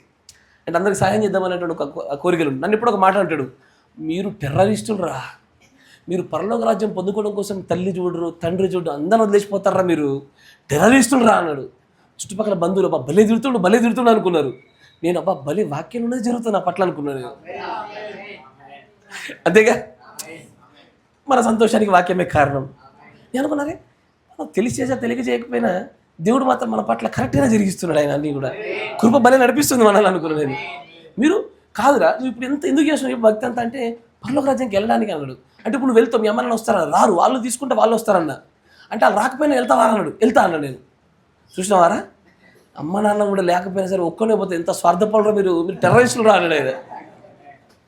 ఆ మాట విన్నప్పుడల్లా నిజంగా మీలాగా నేను నవ్వుకున్న మనసులో. చుట్టూనే బంధువులు ఇట్లా తిట్టాలి లేక ఇట్లా తయారయ్యాడు అనుకున్నారు వాళ్ళు. కానీ there is a price to pay for everything. నువ్వు అధికమైన ఆత్మ పాలు కావాలా, కోల్పోవాలా, something you have to pay. ధనమా, ఆరోగ్యమా, కుటుంబీకుల ఏదో ఒకటి కోల్పోక తప్పదయ్యా.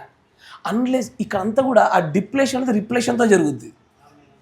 ఏదో ఒక దాంతో వస్తు మార్పిడిల గుండా జరిగినట్టుగానే జరగాలి, కానీ అన్నీ ఉండి నాకు రావాలంటే కుదరదు, జరగదు.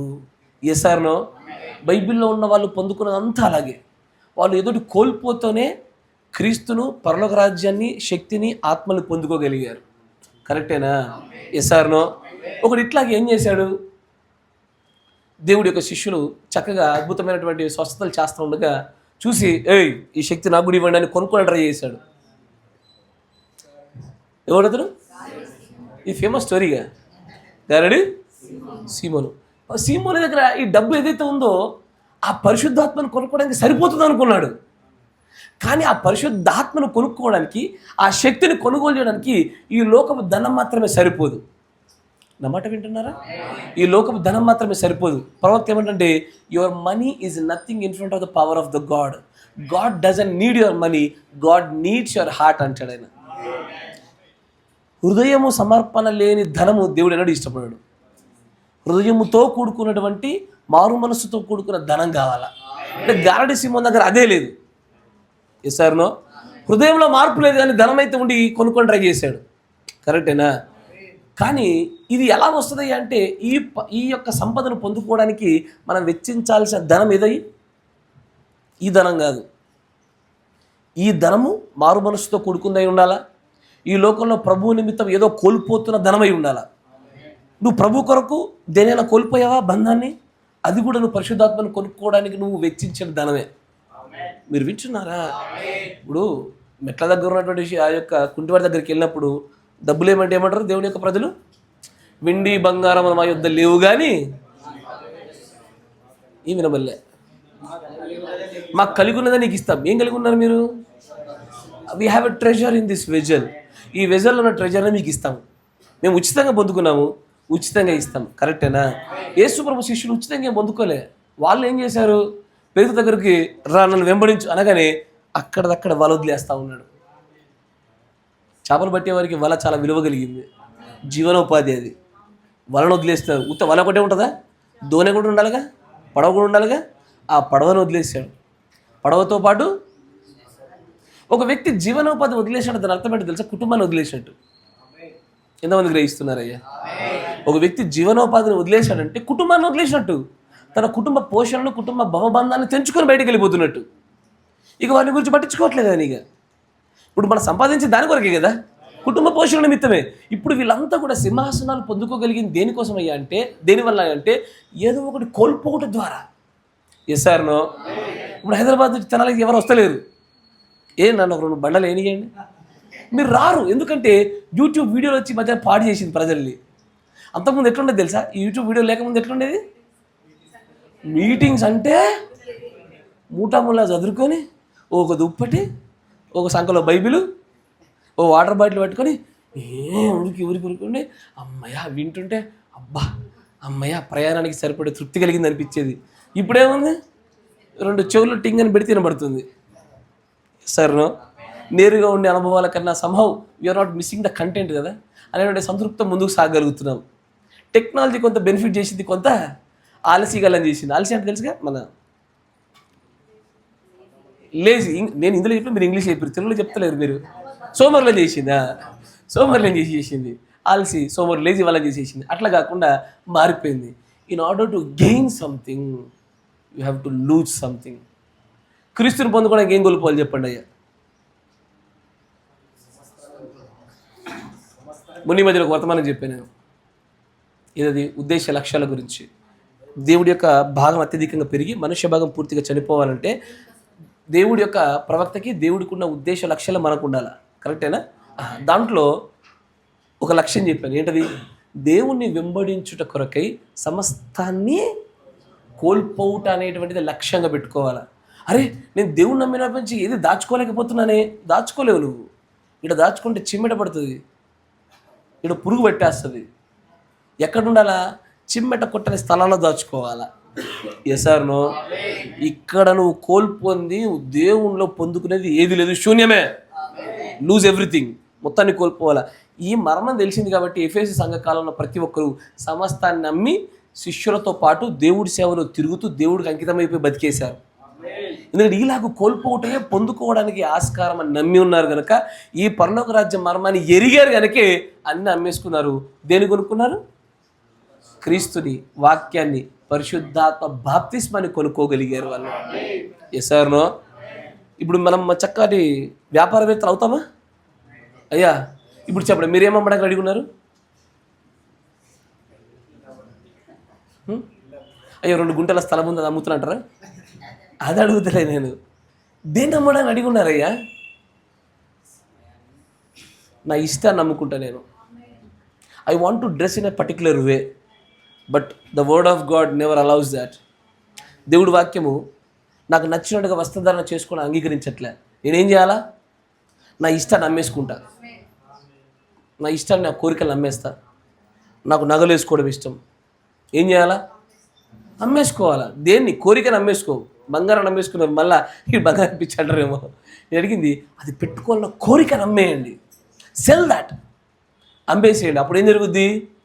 దేవుడి యొద్ద నుంచి ఇంకేదో పొందుకొని రీప్లేస్మెంట్ జరుగుతూ ఉంటుంది. జ్ఞానాన్ని పొందుకోవడానికి కూడా అదే. జ్ఞానం ఎట్లా దొరుకుద్ది?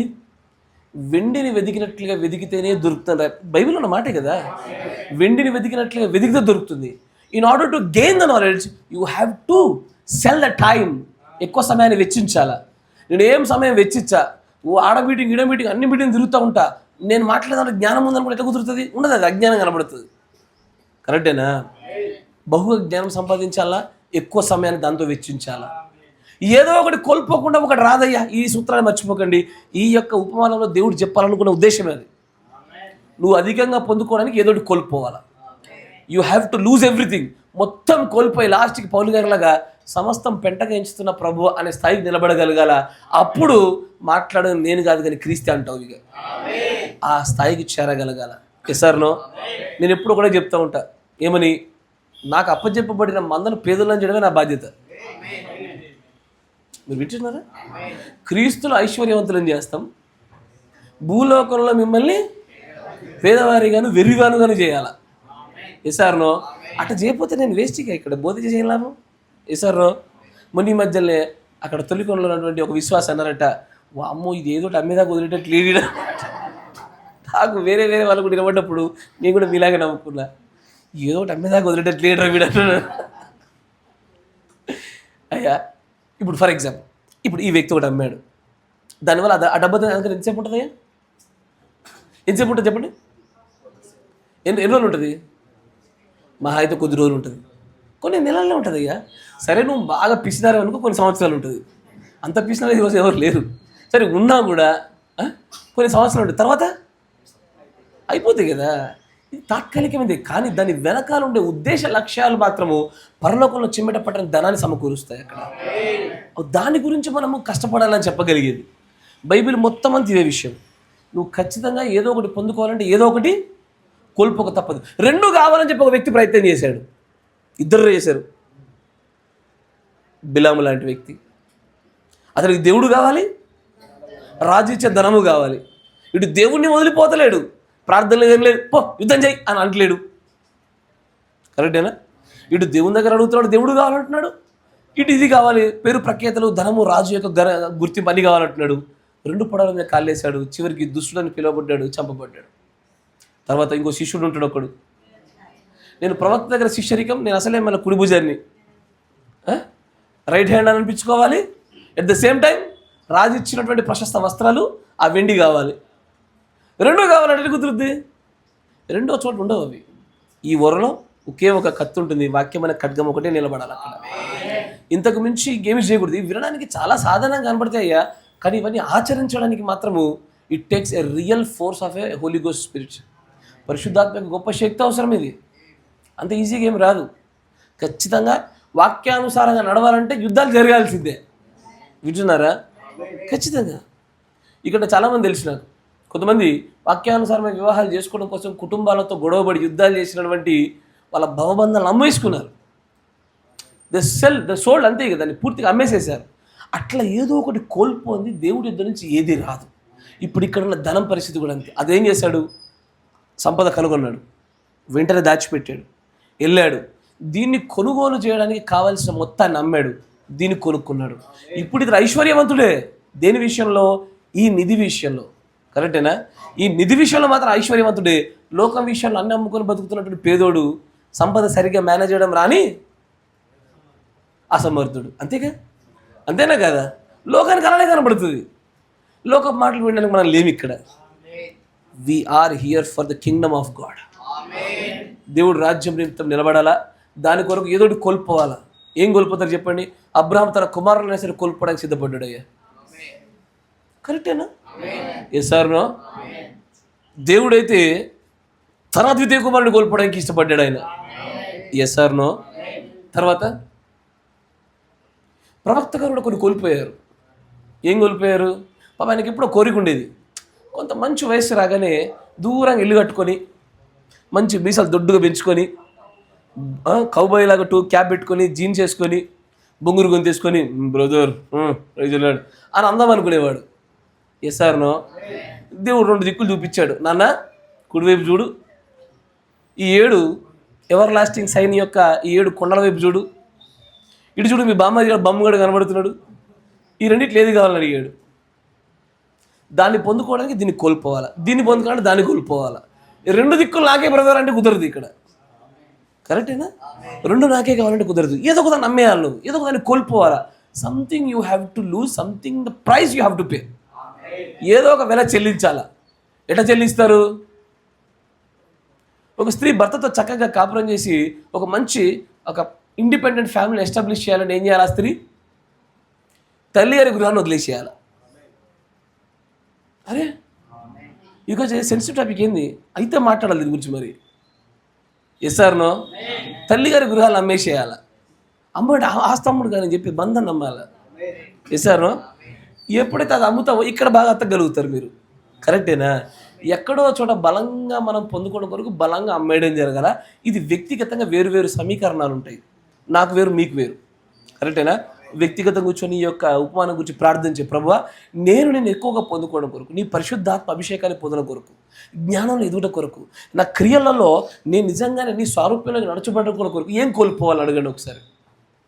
అడిషనల్ షీట్ కూడా ఇస్తాడు దేవుడు మీకు. ఇచ్చినారా? You will get and additional sheet కూడా పొందుకుంటారు. మొత్తాన్ని రాసుకోండి. అన్నిటిని కోల్పోవడం ప్రారంభించండి. ఏది కోల్పోకుండా నాకు ఇది ఒక్కటే బలహీనత బ్రదర్, నాతో మాట్లాడుతున్నప్పుడు కొంతమంది అంటారు, ఈ అమ్మ ఇది ఒక్కటి మార్చుకోవచ్చు అంటే అన్నీ మార్చుకోండి, ఇది ఒక్కటే అన్న, అదొక్కటి అమ్మితిగా నీకు రాదు. అది వింటున్నారా? అమ్మాల్సింది అదొక్కటే. ఆ ఒక్కటి అమ్మితే ఆ భూమిలో దొరికిన నిధిని మొత్తాన్ని కొనుక్కోవడానికి కావాల్సిన సంపద దగ్గరికి వచ్చేసినట్లే. ఇది జరగగలగారా? అవి అమ్ముతున్నారా? కొనుక్కోవడం మేము సిద్ధంగా ఉన్నాం. మరి సార్ను కరెక్టేనా? మీరు కొనుక్కోవాలి, అమ్మి నేను అమ్మాలి. కరెక్టేనా? ఇదే విషయాన్ని ఆ 10 మంది కన్యకల దగ్గర చెప్తారు. మీరు వెళ్ళి కొనువారి దగ్గరికి వెళ్ళి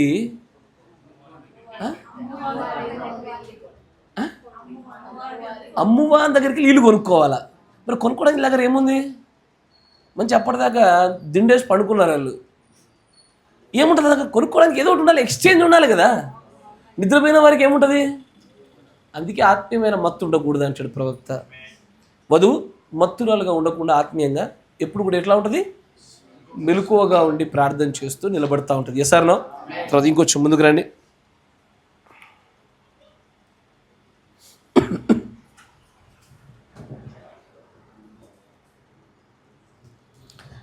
సామెతల గ్రంథం 23:23.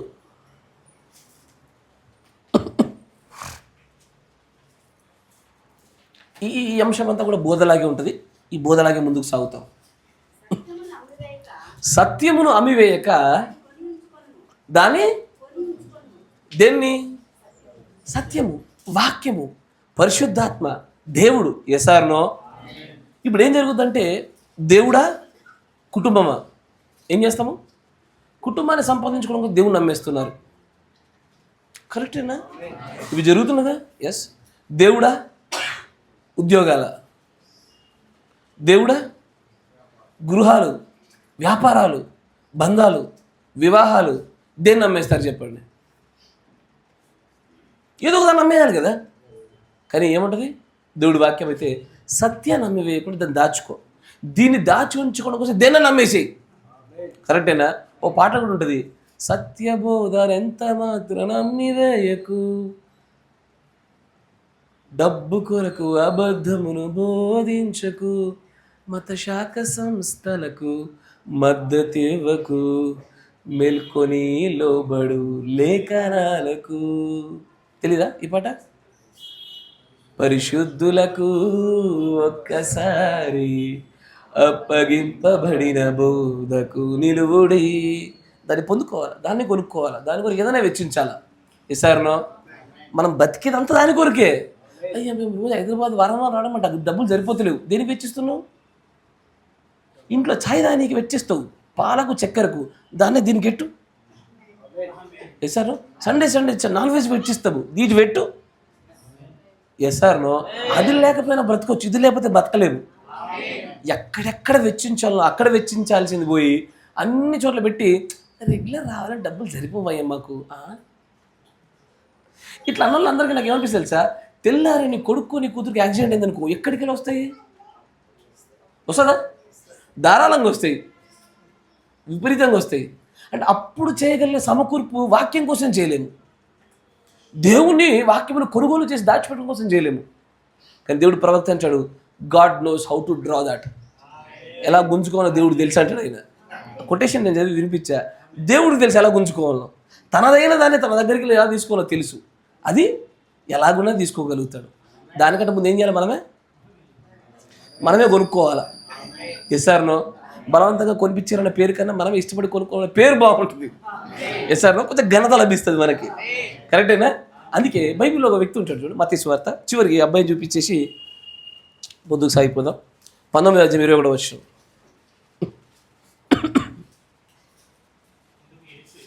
అందుకు యేసు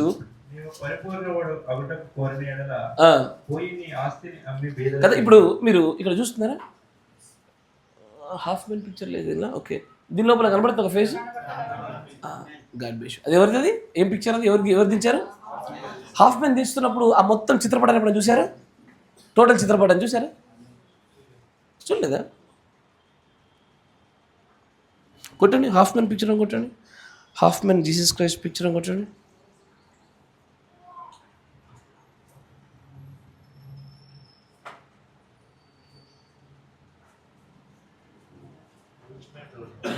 ఎగ్జాక్ట్లీ.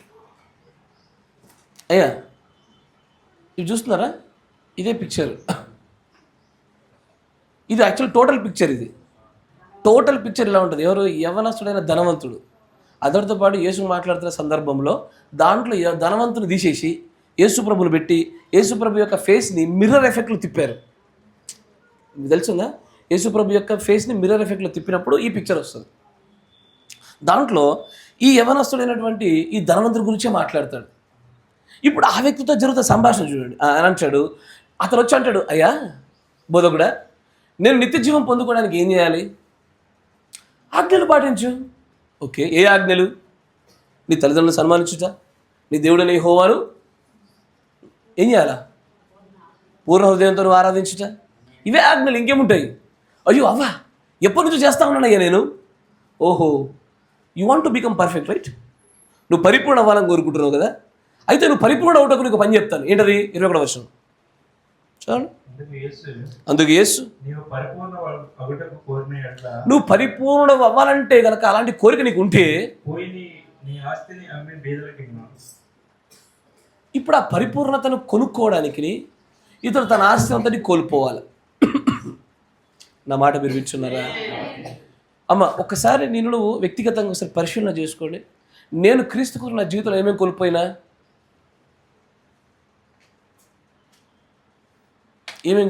బంధువులు అడగరు. మళ్ళీ బంధువుల్ని బాగా వ్యాపారంలో బిజీ ఉన్నా కూడా కోల్పోతారు వాళ్ళ ఫంక్షన్లకు వెళ్ళకుండా. కరెక్టేనా? ఫంక్షన్లో నీకు 2 ముక్కలు తక్కువ వేసినా నువ్వు కోల్పోతావు. కరెక్టే కదా? అటు సరిగ్గా గౌరవించిన లాస్ట్ ఇయర్ నేను పోనంటావు, ఈసారి ఇస్తాను. బంధువులు వదిలించుకోవడం చాలా ఈజీ అయ్యా, చాలా ఈజీ. క్రైస్తవుడు చేయగలిగే మొట్టమొదటి పని బంధువులు వదులుకోవడమే. అది ఈజీగా జరుగుద్ది. నేనేం కోల్పోయినా for my Christ.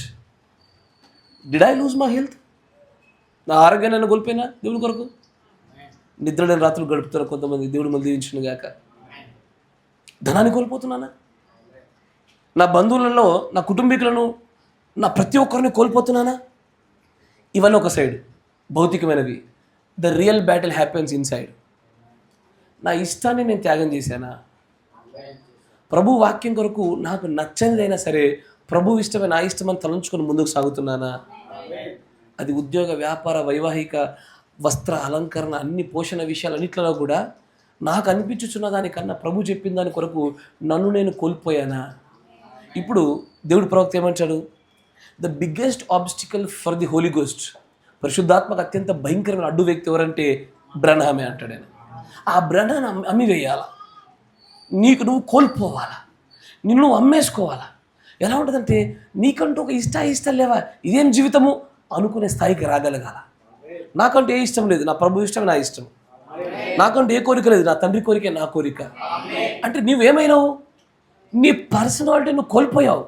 You have sold your personality, you have sold your character. దేని కొరకు? To acquire the God's character.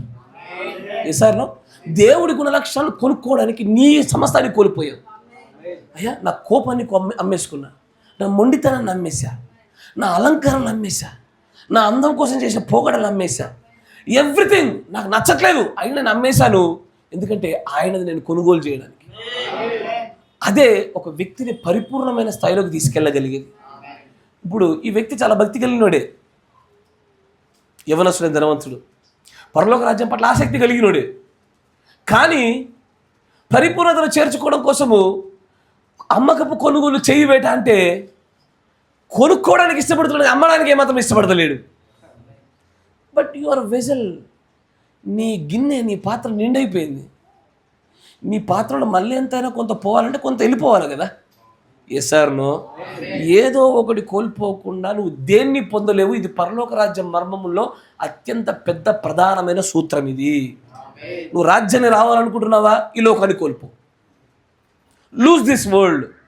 ఈ లోకంలో ఉన్న వాటిని, లోకంలో ఉన్నవారిని మొత్తాన్ని కోల్పో, అందరిని అమ్మేసుకో, అప్పుడు దాన్ని పొందుకోగలుగుతావు. నాకు ఇటు కావాలి అటు కావాలంటే కుదరదు. ఇక్కడ రెండు సాధ్యం కావు. పరలోక రాజ్యాన్ని చేరుటకు కావాలని దేవుడి ఉపమానాన్ని చెప్పినాడు. దేవుణ్ణి పొందుకున్నటకు, పరిశుద్ధాత్మను పొందుకున్నటకు, వాక్యాన్ని పొందుకున్నటకు, పరలోక రాజ్యాన్ని పొందుకున్నటకు ఎంత కోల్పోయే హృదయం ఉంటే అంత పొందుకునే హృదయం నీలో పెట్టబడుతుంది. వింటున్నారా? The more you lose the more you gain. కరెక్టేనా? అందుకే మన సమస్త బలహీనతలో అధికమైన బలం గలవాడిగా దేవుడు మనల్ని కృపలా చేస్తాడంటాడు పౌలు గారు. ఎసార్నో పరిపూర్ణమైన బలము పరిపూర్ణమైన బలహీనత ద్వారా. ఎసార్నో ఇక్కడ అన్ని కోల్పోతుంటే బలహీనలే. కరెక్టేనా? కానీ వినవాళ్ళకి ఏమనిపిస్తుంది? ముఖ్యంగా కొత్త వచ్చులకు ఏమనిపిస్తుంది చెప్పండి? ఈడు మమ్మల్ని పేదలను చేసినా వదిలేటట్లేడు అనిపిస్తుంది. కరెక్టేనా?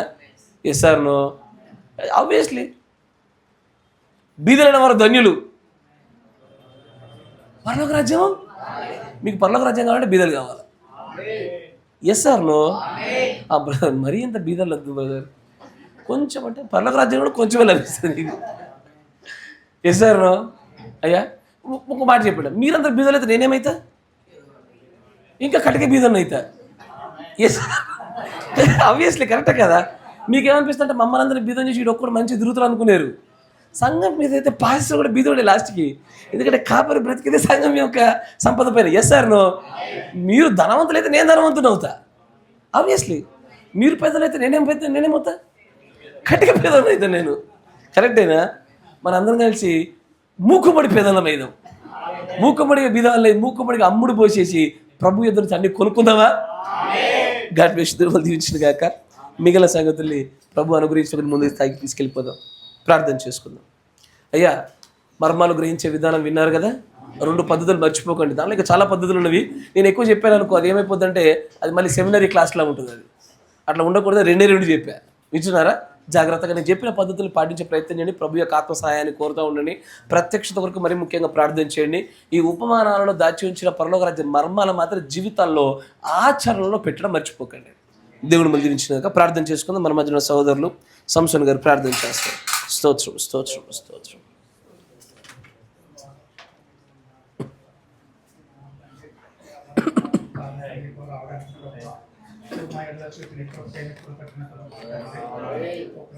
తండ్రి మహోన్నతుని యొక్క ఆశ్రయానికి మేము వచ్చి ఉన్నాము. అయ్యా తండ్రి, ఎక్కడ మా జీవితాలు దిద్దబడిన ప్రభావైనా, ఎక్కడ మేము ప్రభావైనా ఎదుగులు పొందుకుంటాము, ఏ స్థలంలో ప్రభావైనా మేము ఆశ్రయించబడతాము తండ్రి. అయ్యా ఆ గొప్ప నీ పాదస్థితికి ప్రభావైనా నీ వాక్యం విన్నట్లుగా మమ్మల్ని సంపూర్చినందుకు కృతజ్ఞతలు ప్రభావైనా తండ్రి. మరి ఎక్కడైనా సంతోషం లేదు కానీ అయ్యా నీ మాట వినుట్లోను ప్రభావైనా, దానికి విధేయులమై జీవించుట్లోను ప్రభావైనా మాకు సంతోషం ఉన్నది ప్రభావం. మేము ఆశీర్వదింపబడే స్థలముగానే తండ్రి. ఓ ప్రభా, ఈ వాక్య పరిచయం చేసినందుకు వందనాలు అయ్యా తండ్రి. తండ్రి నువ్వు మమ్మల్ని ప్రేమించి ప్రభా నాయన అయ్యా నువ్వు విప్పుతున్న ఈ పరలోక రాజ్యం మర్మమును బట్టి వందనాలు అయ్యా ఈ మర్మముల్లో ప్రభా నాయన మా జీవితాలు ఉన్నవి ప్రభా నాయన తండ్రి అయ్యా మా సంతోషాలు మా సమాధానాలు ప్రభా నాయన తండ్రి ఓ ప్రభా నాయన ఈ మర్మాల్లో దాచిపెట్టబడి ఉన్నది ఓ ప్రభా నాయన తండ్రి ఓ ప్రభా మేము బాగుపడినట్లుగా ప్రభువా అయ్యా మేము వెలిగింపబడినట్లుగా ప్రభువా అయ్యా మేము నిజముగా ఆత్మ సంబంధమైన ఆరోగ్యవంతులగునట్లుగా ప్రభా నాయన తండ్రి అయ్యా నువ్వు మాకు ఇస్తున్నటువంటి ప్రభా నాయన అయ్యా ఈ గుగ్గిలమును బట్టి నీకు వందనాలు ఓ ప్రభా నాయన తండ్రి నిజముగా ఈ ఆహారాన్ని భుజించిన వారిని ప్రభా అయ్యా నీ వాక్యాన్ని గైకున్న వారిని ప్రభా నాయన తండ్రి అయ్యా ఆత్మ సంబంధమైన ఆరోగ్యాన్ని పొందుకోవడానికి సహాయం చేయండి తండ్రి మాటల ప్రకారముగా ప్రభా నాయన అయ్యా మేము ప్రభా నాయన ఆచరించి ప్రభా నాయన నిలబడే ప్రజలుగా మమ్మల్ని ఆశీర్వదించండి నా తండ్రి ఓ ప్రభా నిజముగా నాయన తండ్రి ఇదిగో ఆ పులుసుని పిండి విషయంలో నేను ప్రభా నాయన ఓ ప్రభా నాయన తండ్రి అలాగే ప్రభా నాయన ఆ పురుగుల విషయంలో నేను ప్రభా నాయన అయ్యా మేము ఎలాగ ఉండాలో ప్రభా నువ్వు బోధించినటువంటి దేవుడివై ఉన్నావు అలాగే ప్రభా నాయన తండ్రి ఇదిగో ప్రభా నాయన పొలంలో విత్తబడుతున్నటువంటి ఆ విత్తనముల విషయంలో ప్రభా నాయన మేము ఎలా ఫలించాలో ప్రభా నాయన తెలియజేసినటువంటి దేవుడివై ఉన్నావు ఓ ప్రభా నాయన ఇదిగో నేడు నా ప్రభా నాయన ఓ ప్రభా ఆ పొలంలో దాచబడినటువంటి ప్రభా నాయన ఆ ధననిధిని ప్రభా నాయన కొనుక్కొనుడికై ప్రభా నాయన మేము వేటిని అమ్ముకోవాలో ప్రభా నాయన తండ్రి తెలియజేసినటువంటి దేవుడివై ఉన్నావు నిజముగా నాయన తండ్రి ఇక్కడ వినినటువంటి సంగతులు ప్రభా ఇక్కడ వినినవే కాకుండా మా వ్యక్తిగత జీవితాల్లో ప్రభా మా అనుభవాల ప్రభా నాయన మేము అమ్ముకోవాల్సిన ప్రభా మాకు ఎదురుపడినప్పుడు ప్రభా నాయన తండ్రి నీ జీవము కొరకు నీ ఆత్మ కొరకు నాయన తండ్రి ఓ ప్రభా పరలోక రాజ్యము కొరకు నాయన తండ్రి మేము నిర్మోహమాటముగా ప్రభా నాయన మేము సమస్తాన్ని అమ్ముకునే ప్రజలుగా మమ్మల్ని ఉంచమని ప్రార్థన తండ్రి మా పితరులను చూస్తే ప్రభా నాయన తండ్రి ఓ ప్రభా బంధువులను స్వస్థలాలను అమ్ముకునేటువంటి అబ్రహాం కనబడుతూ ఉన్నాడు ప్రభా ఓ ప్రభా తండ్రి పేరుడు ఘనతలను ప్రభా నాయన సుఖ భోగాలను తండ్రి ఉన్నతమైన హోదాలను ప్రభా నాయన రాజరికాన్ని అమ్ముకునేటువంటి ఆయక ప్రభా మోషే కనబడుతూ ఉన్నాడు ప్రభా నిజంగా యోగు కూడా నాయన సమస్తాన్ని కోల్పోయి ఉన్నాడు దేవుని నామాన్ని ఘనపరిచి ఉన్నాడు ప్రభా ఇదిగో పౌలు కూడా ప్రభు మాకు అలాగనే కనబడుతూ ఉన్నాడు ప్రభా నాయన బ్రహ్మాంలో మాకు అలాగనే కనబడుతూ ప్రభా చివరికి బ్రహ్మాం అయితే ప్రభా నాయన తనే కోల్పోయినటువంటి వ్యక్తిగా ఉంటున్నాడు ప్రభా నిజంగా నాయన తండ్రి ప్రభా ఈ రాజ్య మర్మం కొరకు ఈ వాక్యము కొరకు నాయన తండ్రి ఓ ప్రభా నాయన ఆ వాగ్దాన భూమి కొరకు నాయన తండ్రి అయ్యా నిజంగా వీటిని కోల్పోవాలో ప్రభా నాయన అయ్యా నాయన తండ్రి మా కోరికలను మా ఇష్టాలను ప్రభా నాయన మా సుఖాలను మా సౌఖ్యాలను మేము అయ్యా నిజంగా మా ప్రాణముకు నాయన ఏది ప్రీతి అయిపోతుందో ప్రభా అది నీ రాజ్యం అడ్డుగా ఉన్నాడో దాన్ని కోల్పోయే ప్రభా మాకు దయచేయండి ప్రవక్తతో మాట్లాడుతున్నావు నీ ప్రాణకి ఇష్టమైనది నేను తీసివేస్తున్నాను ఓ ప్రభా నిజంగానైనా తండ్రి నీ వాక్య నెరవేర్పు కొరకు నీ చిత్తం మాయల జరుగుడు కొరకు ప్రభా నీ పోలిక మాకు వచ్చేడు కొరకు నా ప్రభా మా ప్రాణముకు ఇష్టమైనది నువ్వు తీసివేయ కోరినట్ల ప్రభా దాన్ని కోల్పోవడానికి మేము నీకు అప్పచెప్పుకున్న ప్రజలుగా నిజంగానైనా తండ్రి ప్రభానైనా లోకస్తులతోనూ బంధువులతోనూ ప్రభానైనా ఇటువంటి అనుబంధాలు మేము కలిగి ఉండి ప్రభానైనా వాక్యం ఎదగలేకపోతున్నాము అయ్యా నాయన తండ్రి ప్రభా ఆ ధనవంతుడు ధనాన్ని కలిగి ఉండి ప్రభా పరిపూర్ణుడు కాలేకపోయి ఉన్నాడు ఆజ్ఞలైతే గైకుంటున్నాడు ప్రభానైనా తండ్రి అయ్యా పరిపూర్ణుడైతే కాలేకపోయి ఉన్నాడు అతడు పరిపూర్ణ అగుడు కొరకున్నా ప్రభానైనా అయ్యా ఆ ధనాన్ని అమ్మి పేదలకు ఇచ్చి నిన్ను వెంబడించమని ఉన్నావు ప్రభానైనా అయ్యా నిజంగానైనా తండ్రి మేము ఎక్కడ నిలబడి ఉన్నామో ప్రభానైనా అయ్యా మా స్థానం ఏమిటో ప్రభానైనా తండ్రి మేము తెలుసుకొని అయ్యా మేము నిజంగా అమ్మవలసిన ఏమై ఉంటున్నావో ప్రభా నిజంగా ప్రతి ఒక్క వ్యక్తి జీవితానికి అవి విధంగా ఉంటా ఉంటాయి ప్రభానైనా అయ్యా ప్రతి వ్యక్తికి ప్రభావ వేరే వేరే కారణాలు ఉంటా ఉంటాయి కొంతమంది కొన్ని విషయాలు ఇదివరకు అభివేసుకున్న వారు ఉంటారు కొంతమంది ప్రభు కొన్ని వీటిని అమ్ముకోలేక వదులుకోలేకుండా ఉంటారు ప్రభానైనా ఎవరి బలహీనతలు ఏమై ఉన్నావో నీకే తెలుసు కనుక నా ప్రభా ప్రతి వ్యక్తి కూడా నీ వాక్యపు వెలుగులో తమ ప్రభావ పరిశీలన చేసుకొని ఓ ప్రభా నిజంగా అమ్ముకోవలసినవి ఏమో కనుగొని ప్రభానైనా నిత్యముగా అమ్ముకునే ప్రభు మాకు దయచేయండి ప్రభా నిజంగా ప్రభా మేము విడిచిపెట్టవలసిన ఆ బంధకాలను ప్రభు మేము విడిచిపెట్టడానికి సహాయం చేయండి ప్రభా ఆ సైకిల్ తెగిపోయి ప్రభానైనా పరిశుద్ధాత్మ బంధకముల చేత మేము బంధింపబడడానికి సహాయం చేయండి క్రీస్తును ప్రేమ బంధకము చేత ప్రభా మేము పెనవేయబడడానికి సహాయం చేయండి ఒక ఆకర్షణ అన్నింటినీ మేము వదులుకోవడానికి నీ ప్రభా క్రీస్తు ప్రేమను ఆకర్షణ చేత మేము లాగబడడానికి సహాయం చేయండి కింద వాటి అన్నింటినీ ప్రభా మేము విడిచిపెట్టడానికి ప్రభా పెరుగున్న వాటిని మేము మరిచిపోడుకున్న ప్రభునైనా అయ్యా ముందున్న వాటి వరకు నా ప్రభునైనా ఓ ప్రభునైనా తండ్రి యేసుక్రీస్తు యొక్క పోలికలోనికి ఆ స్వరూపంలోనికి ప్రభు అయ్యా నాయన తండ్రి మేము పరుగులు తీసే ప్రజలుగా మమ్మల్ని ఉంచండి ప్రభు. ఆయన వాక్యముగా మమ్మల్ని మలచండి ప్రభు నాయన తండ్రి. అయ్యా నిజముగా నాయన మమ్మల్ని మేము కోల్పోయేటటువంటి ఆ పరిపూర్ణతలను నడిపించమని ప్రార్థిస్తున్నాము. అయ్యా నిజముగా కోల్పోకపోతే ప్రభు మేము నింపబడలేము ప్రభు. అయ్యా మేము కోల్పోన్నట్లుగా సహాయం చేయండి నా ప్రభు నాయన తండ్రి. అయ్యా నాయన ప్రభు మా సొంత కోరికలు మా సొంత ఇష్టాలు కోల్పోవాలి ప్రభు నాయన. అయ్యా నిజముగా దాన్ని మేము విడిచిపెట్టుకున్నా నిన్ను సమృద్ధిగా పొందుకోవడానికి కృప దయచేయండి.